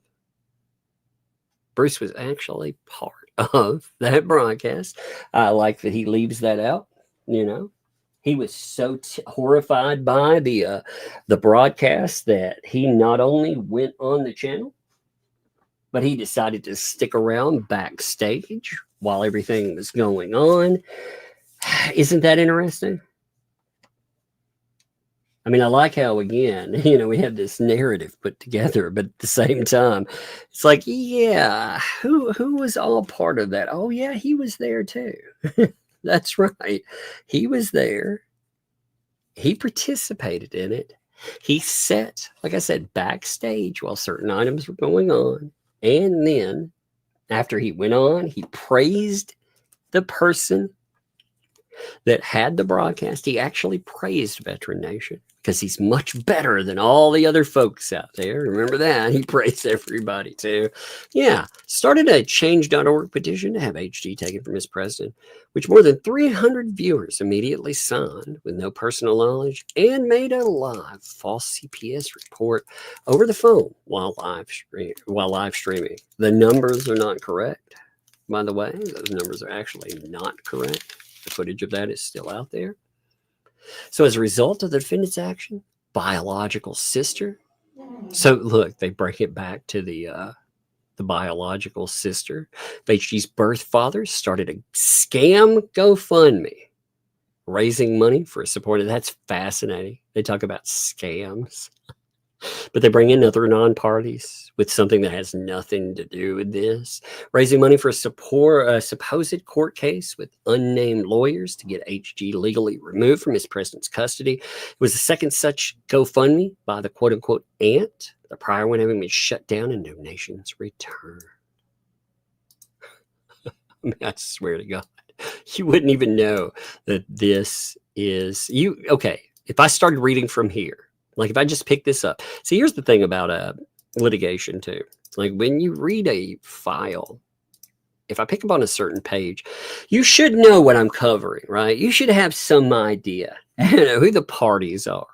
If I started reading the beginning of this, or I started reading here, would you know that this is actually litigation with the trespass file? In fact, attorney Jenny I'm going to say Miami Law Group, PLLC, June 10th, 2024, filed a petition for adoption information on behalf of the aunt, seeking an order from this court, which would grant petitioner and undersigned counsel with access to records and information otherwise sealed to the above styled adoption case, which they have the right to do. On August 8th, the court entered an order directing the petitioner to provide a written response addressing several of the court's concerns. September the 13th, the attorney filed an ordered response in which he acknowledged that DCF has been contacted numerous times with no action taken to justify the filing by claiming that petitioner believes that the Department of Children and Families considers the calls as hoaxes or bids for public attention. Now, that's alarming considering what Miss Preston herself has said. First of all, she has made statements herself that indicate that there have been claims by the child. The child, I wonder if the child has ever been interviewed on their own. Considering, you know, if there's a statement by somebody, either she's lying, which is a real problem. That's a problem for the lawyer, and it's a problem for anyone involved. They should be like, wait a minute, if they're lying about this, what else did they lie about? Or there are some horrible red flags. Either way. But again, non-parties. The attorney knew from her experience as a family law practitioner that no standing existed for the aunt or anyone else to attempt to access the adoption file, or that Miss Nelson's status as the sister of the of the birth father who gave up HG for adoption had no more recognizable interest in adoption by virtue of the relation, any stranger. The attorney filed the petition purposefully without taking any steps to learn the identity of Miss Preston's adoption lawyer for purposes of serving a copy of the petition, so there could be no interference with the emergency removal proceeding Hales was informing his audience was taking place. She could have easily contacted any number of persons to try to learn the identity of the adoption counsel to serve a copy of the petition. Again, what does this have to do with this? If you think, well, we started reading another filing. No, this is the same filing, by the way. This is the same lawsuit, just to note, right? The attorney conducted no investigation whatsoever to determine the veracity of any information from Ms. Nielsen, despite that it would have been simple to contact any number of persons, given the entire matter was being covered on YouTube, and contact information of those with knowledge was easily available. With records, the contact information. What? When judge informed the attorney she would need to provide a valid basis for assessing the adoption file for the aunt, the attorney for financial remuneration signed and filed a frivolous response in which she purported to argue the aunt had some legally recognizable interest or standing to access the adoption on information and belief. The aunt paid the attorney with a portion of the fund raised for the GoFundMe to save HG and likely retain some of the funds for her own use. You are allowed, by the way, to make GoFundMes. That is something that you can do. Now, you can argue ethical considerations if you would like, but there are many people out there that actually go this way. You can file them. I would file one myself. I would ask for, as would most people, I think. But, as with these people, they like, wait. They actually like no record of many of their fundraisers. My bad. All defendants knew of or complicit in his scheme to create a sensational content-generating high-interest story, YouTube centering on HG, saving HG. The entire series of events, the property invasion, taking the RV, false CPS reports, involvement of family lawyer attorney to file something in court to lend a kernel of truth for Hales to claim emergency removal proceedings in progress, was part of a common scheme in which all defendants willingly participated. This is fucking crazy, man. This is a crazy, crazy thing to read. Now we finally get to counts. So this is what they're claiming as counts. Okay. Count 1. Conversion.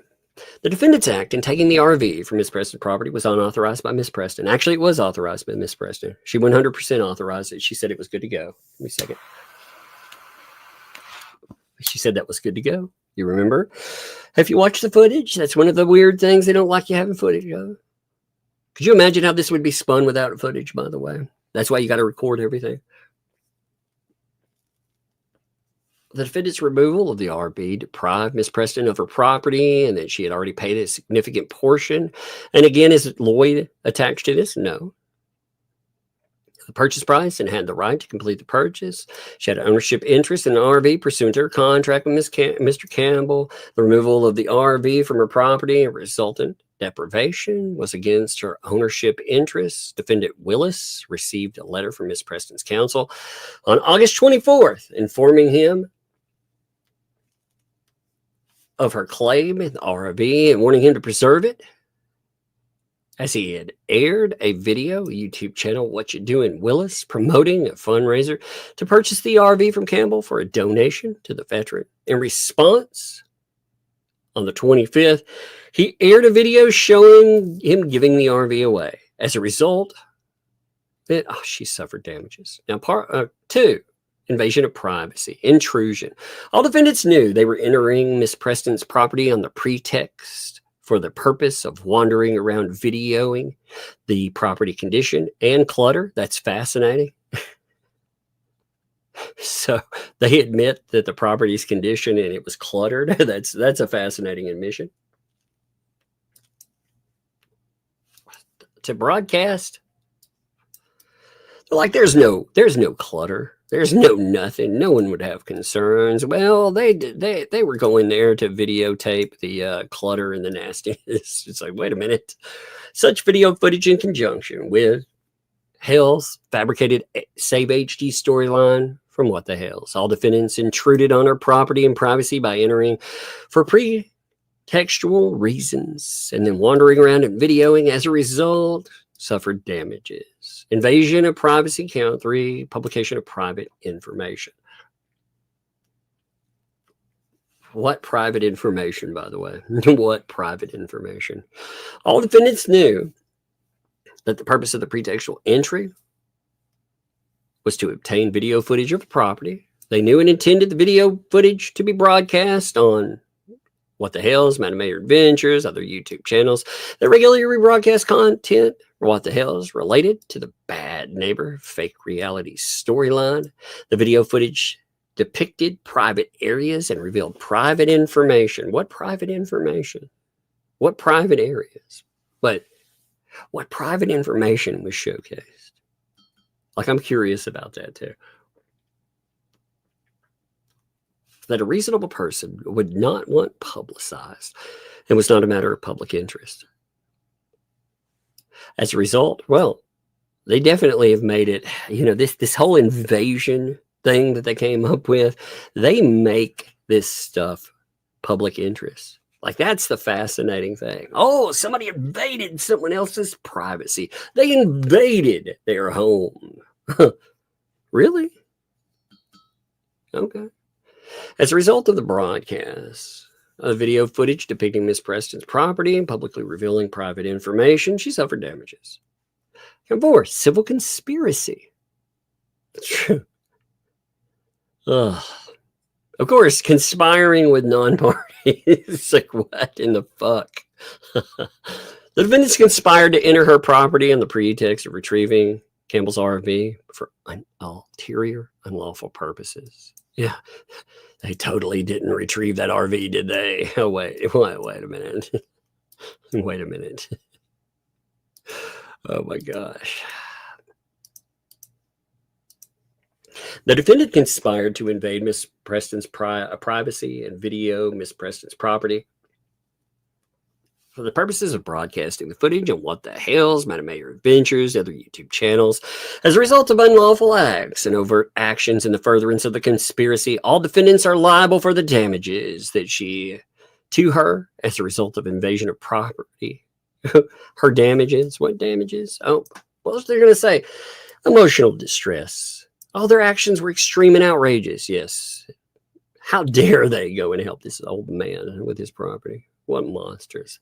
The actions of the defendants were intentional. They knew or should have known that their actions would cause a reasonable person to suffer emotional distress. The plaintiff suffered emotional distress as a result of the actions of the defendant, including the resulting CPS calls by people who saw the video footage of Miss Preston's property on What the Hales and other YouTube channels and were influenced to make false reports, leading CPS visits to Miss Preston. The plaintiff suffered severe emotional distress as a result of being terrified due to the Hale's claims of emergency removal proceedings and its fans' reactions. Wait.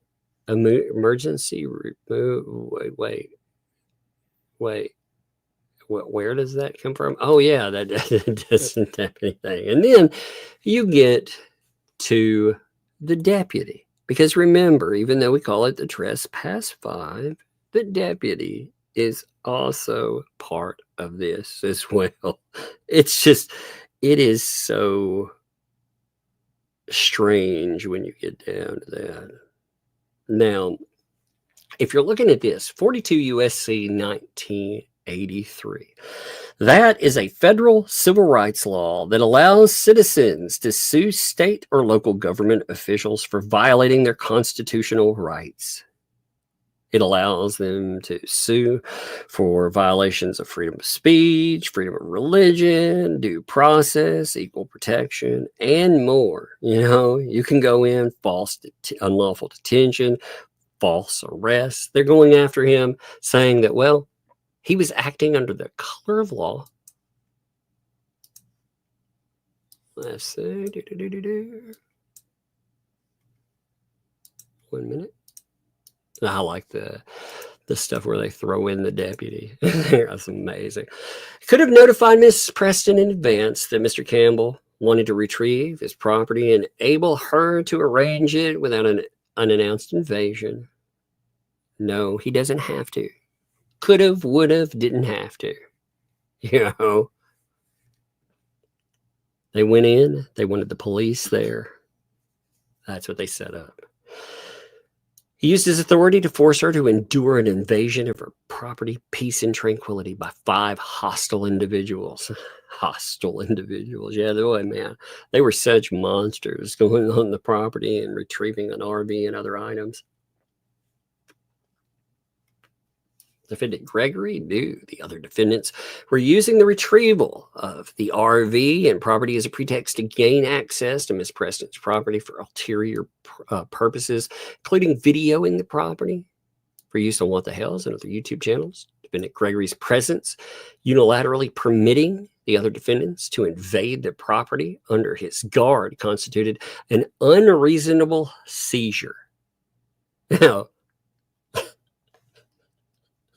you're kidding me. Defendant Gregory knew the other defendants had no right. You know, police are shielded from almost everything. Suing the police is very difficult. You know, winning. You can sue them, but winning against the police is very difficult. And that's with a good case. This garbage, I swear. Like, thinking that you would add this to him because they thought, oh, get a payday. They probably thought maybe they could get a settlement out of that. Maybe they would just shut it down. See, I always wonder when I see this stuff. A lot of lawsuits, when this stuff comes up, you know, it's expensive. And oftentimes you have an insurer underwriting claims. So a lot of times you have people aiming for settlement. And we've had discussions. They even noted, you know, they kept channels open in other lawsuits for settlement. We've also seen talks and messages talking about, what was it? Settlements. That's right. Hoping they would get a payday from Mr. Hales. So defendant Gregory knew they had no right to enter her property and in fact issued trespass citations. That's actually not how that worked, by the way, at all. After they had no further business there, after Lloyd Campbell had retrieved his property, she was allowed to trespass them. Now, they stuck around and did that because they were nice about it. I wouldn't have personally. I'd have been like, screw you, you know. But they had no intention of coming back ever again anyway. But you knew, you could see it right then. Oh, they're going to use that. Of course, I'm sure they were squawking in the phone, coming up with a plan. So they hoped they could put some type of narrative together. But the reality, and again, it's a good thing that it's recorded because you see the narrative to it versus in the aftermath, when you have no further business on the property, somebody can trespass you there.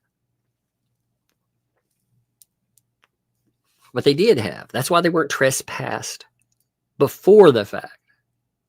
They were trespassed after the fact, after everything. And again, the sheriff talked about that, or deputy sheriff, whatever. He talked about that. He said, all of this stuff again, it needs to be removed now because we're not going to come back. Once this is done, it's done. But issued trespass citations after they completed the invasion and theft of property, despite that they had entered the property with his permission under the guard. This is so dumb.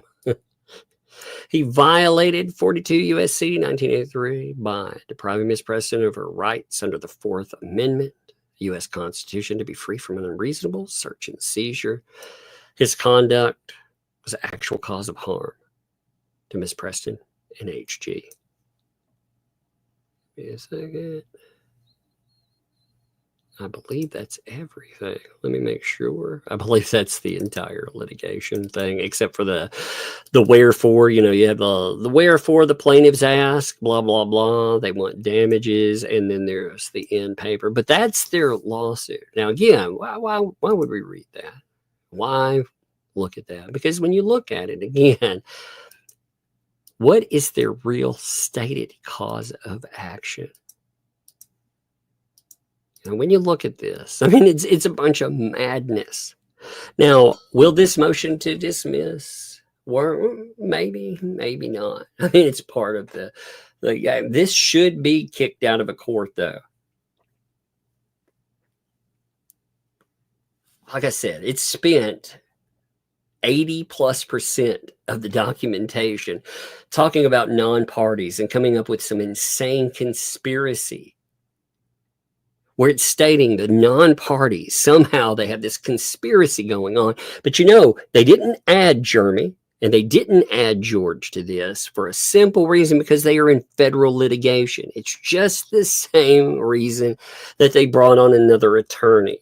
Even though you can see the Bruce all over that. You can see BBB slathered all over that filing.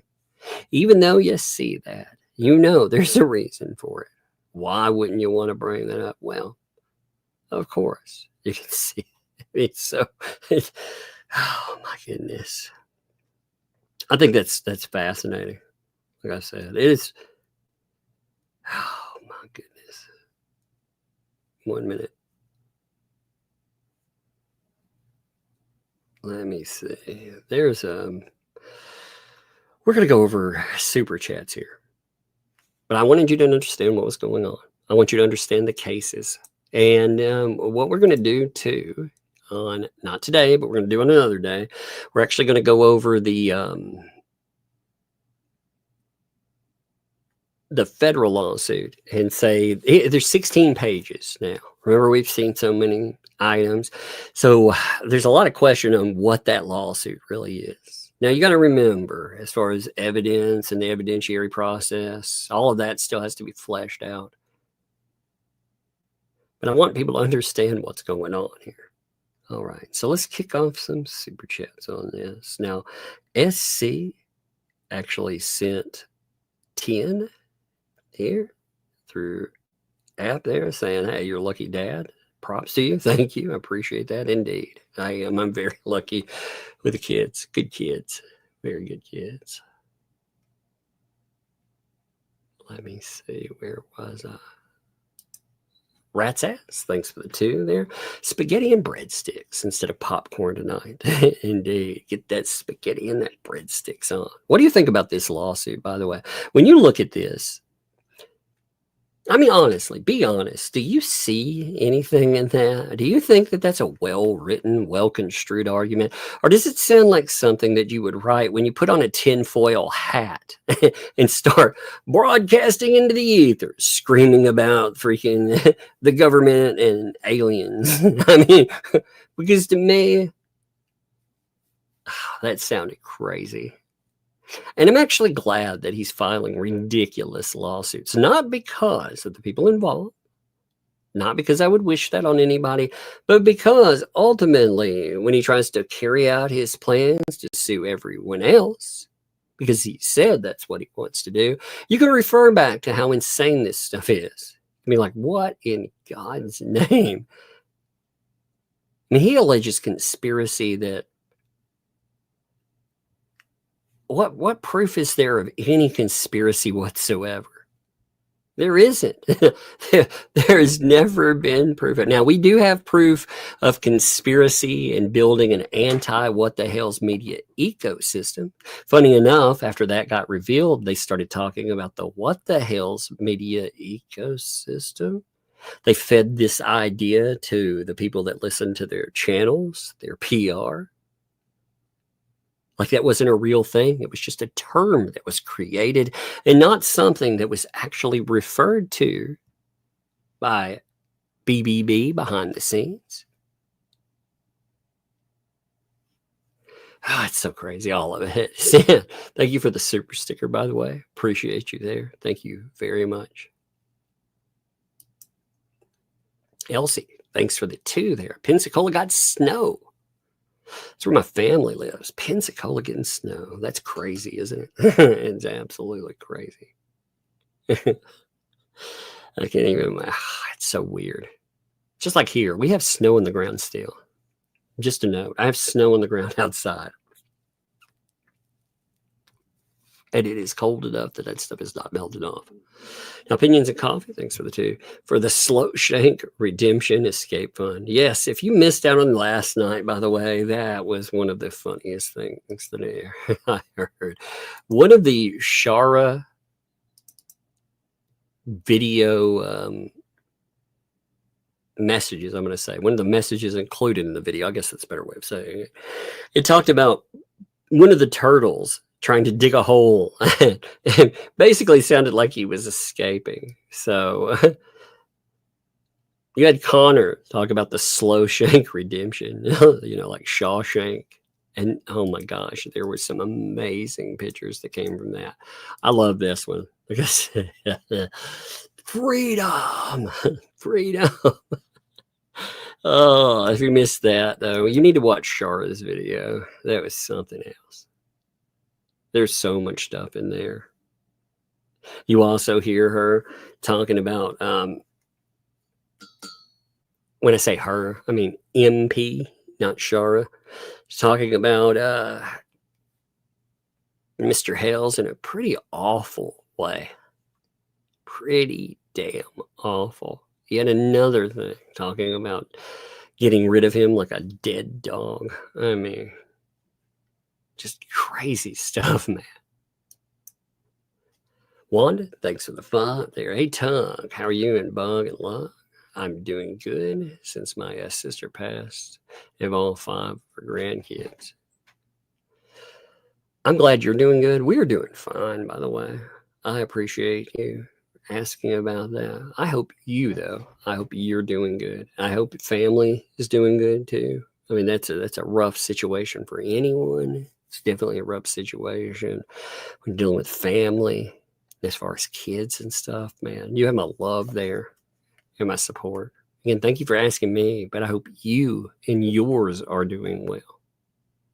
And love you.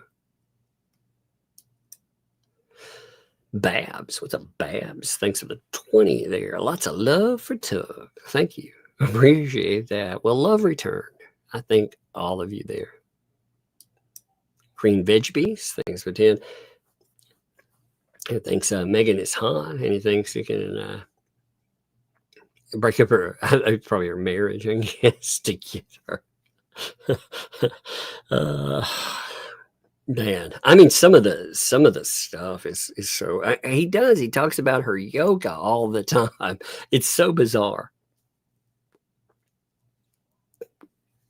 I mean, again, he canvassed every association that she has had, hoping to find somebody. It's wild. I mean, ultimately, here's the wonderful thing on the internet. Sooner or later, you're going to find somebody that will have some horrible shit to say about you. Sooner or later, you will find somebody. I mean, I met enough mad people. They've made some crazy, fucked up claims about me. But, ultimately,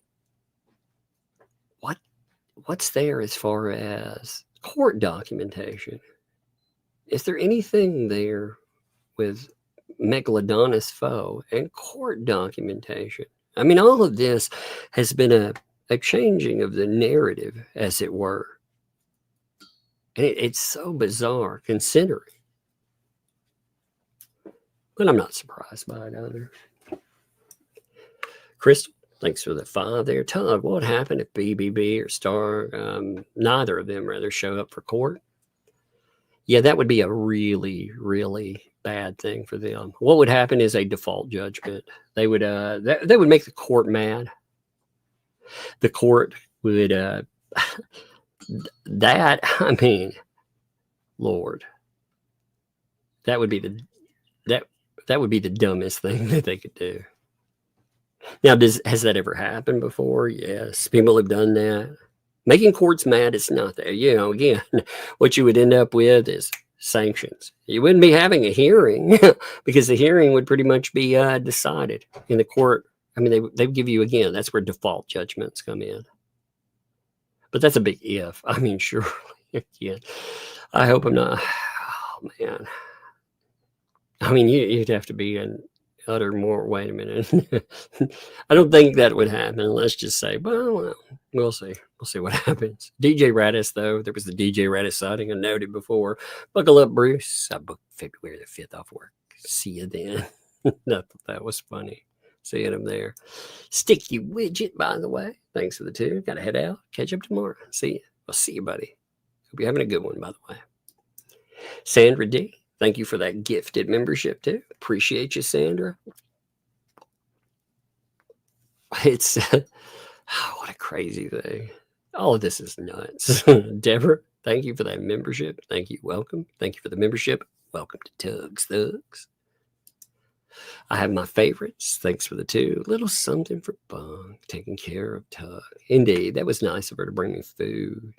She'll bring me a drink sometime and stuff. I mean, it's nice of her. You know, at 5, trying to do that. I think that's nice. Iowa Gal, thanks for the 20. 2 10s, almost. 2 10s, close to it, almost. Yeah, to Tug and the Tuglets for on Tuesday. 2 10s on Tuesday. 2 10s to Tuglets on Tuesday. I like it. That's funny. Enjoyable. You're a poet. I wonder if you know it. Jesse, thanks for the 5 there. Can we get a button recording a bug saying do not sit down? She'd be funny saying that, I bet. We have to see. That would be funny though, wouldn't it? Cindy, thanks for the 8 months. I've always thought an RV has a motor. Lloyd's camper isn't self-contained. It's an RV. Yeah, I refer to his as a domicile. He lived there, rolling back to Breaking Bad. You remember that? They were talking about law and domiciles. So that was, I always thought that was a good word for it. Again, it is. It's where he lives. So it is his home. So to think about the narrative here, Lloyd shouldn't have been able to retrieve his home. Like that's insane. They tried to scoop his home out from under him. Jack's mom, thanks for the 5 there. I'm glad they have video of LP running toward the news crew. Speaks volume. Her one of publicity, not disabled. Lies about the press, or lies to press rather, about JC, etc. Yeah. She definitely gave an interview. It is interesting, isn't it? Because they keep bringing up all of this where you can bring up the crazy that happened with that. You could bring in police reports and recordings. Like what they're going to do one day if a case goes forward, they're going to, in fact, depending on what they do in this case, when we're looking in the federal rather, ongoing one, they may well open the door for all of that as well. I mean, they probably already have. Actually, when you read through it, there's probably already an open door for it. Wouldn't that be? Now they can argue relevance to anything that comes up. They can say, hey, that has no relevance on this case, but that is for a judge to decide too. But yes, I mean, as far as the police report stuff, that I think that speaks volumes. Her recordings speak volumes. Because they admit to lying to the police. They admit to hiding a firearm. They only noted this stuff after you actually had a search warrant where people had come in. They were going to look at the property. Then it came up. Oh, so much stuff. Shooting Star, thanks for the 5 there. She would have shot them if the cop wasn't there and claimed self-defense. Lord knows what would happen without the police officer. And again, I can't say with a certainty what would happen. I would be afraid, though, for my safety, for sure, The police officer needed to be there. That's why they wanted them for their safety. But also, she can't claim that the police officer wasn't there for her safety as well, because she keeps talking about them being, dangerous and terrorizing and all of that. Well, there's a police officer there. Yvonne, thanks for the 5. Remember when she was on the phone? Oh, yeah, was on the phone, was her attorney. That was not Stark. Indeed. Well, there's been a lot of talk about, you notice who discusses all these cases. It talks about them. Even though they're not on the case, even though they technically are not part of any of it. You notice the person that tells you that they sought out lawyers and are seeking out more lawyers so they can bring litigation against people. And you read the filings and you know that this is a BBB filing, because his narratives are fucking crazy. It's just nuts. DTG, thanks for the 5 there. The Rescue 5 lawsuit is the notepad from which BBB will copy and paste the next lawsuit. Yeah, indeed. There was a lot of copy paste in there. If you read the other lawsuits, like, you see the same narratives. They're promoted. If you say it enough, maybe it becomes real, right? Not sure. Terry, thanks for the 5 there. I think it will be discussed that BBB wrote that motion, signed Stark's name with a wrong middle initial. Yeah, that was actually something that was discussed. Although, Stark, you could be like, we haven't had a lot of Stark sightings, so I can't tell you what Stark would do in a courtroom. I have no idea. I'm looking at these filings, and I'm going to say that those filings are not Stark's. We have no idea what Stark would do in a courtroom at all. But it could be really interesting. I mean, you saw the reviews, right? So if those reviews speak anything about how this would go forward, what exactly would transpire with it, oh man, that in of itself could be something. Janice, thanks for the 20 there. Bug and Lug Candy Fund. Thank you, Janice. Thank you very much with that too. Appreciate you. And Pyro Bro, thanks for the 5 there. Greetings from the Bell Witch Cave. That's hilarious. I went out to the Bell Witch home in the cave at one time before. That used to always creep me out as a kid too. If you don't know about that, by the way, all the say something 3 times in the mirror and someone will manifest and do something to you. Well, in Tennessee, we have the Bell Witch.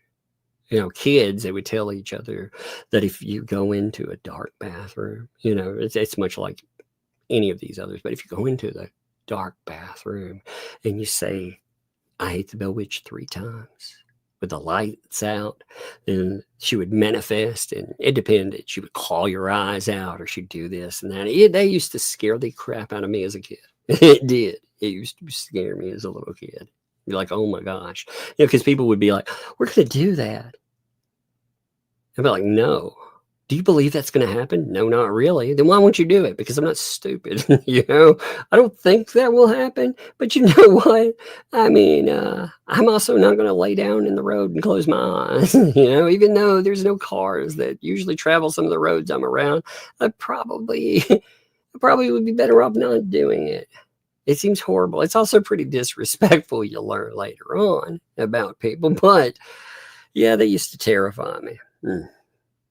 But anyway, we have reached our conclusion for tonight. What a night, right? What a night indeed. So I wonder, is Mr. Shizzy Wiznut actually alive? Let's find out. What is going on? There's Shizzy. Let me go redirect to Shizzy. Just give me a second there. Shizzy Wiznut is live, by the way. We must give him love. I'm gonna go see what he's doing. I might go harass him on his channel. That could be fun too. Go talk to him and see what he thinks about some stuff. She's always fun. I like Shizzy. So I'm going to end here. I'm going to redirect to Shizzy. Tell him that Tug sent you. Send him love. Send him support. And yeah, we'll see it probably tomorrow, I guess. Let's find out what's going on there, though. But yeah, we'll look at the federal filing stuff and really clarify what that thing is. If there's nothing else, who knows, man? Who knows every day what's going to go on? But I'm going to end here. I'll see you.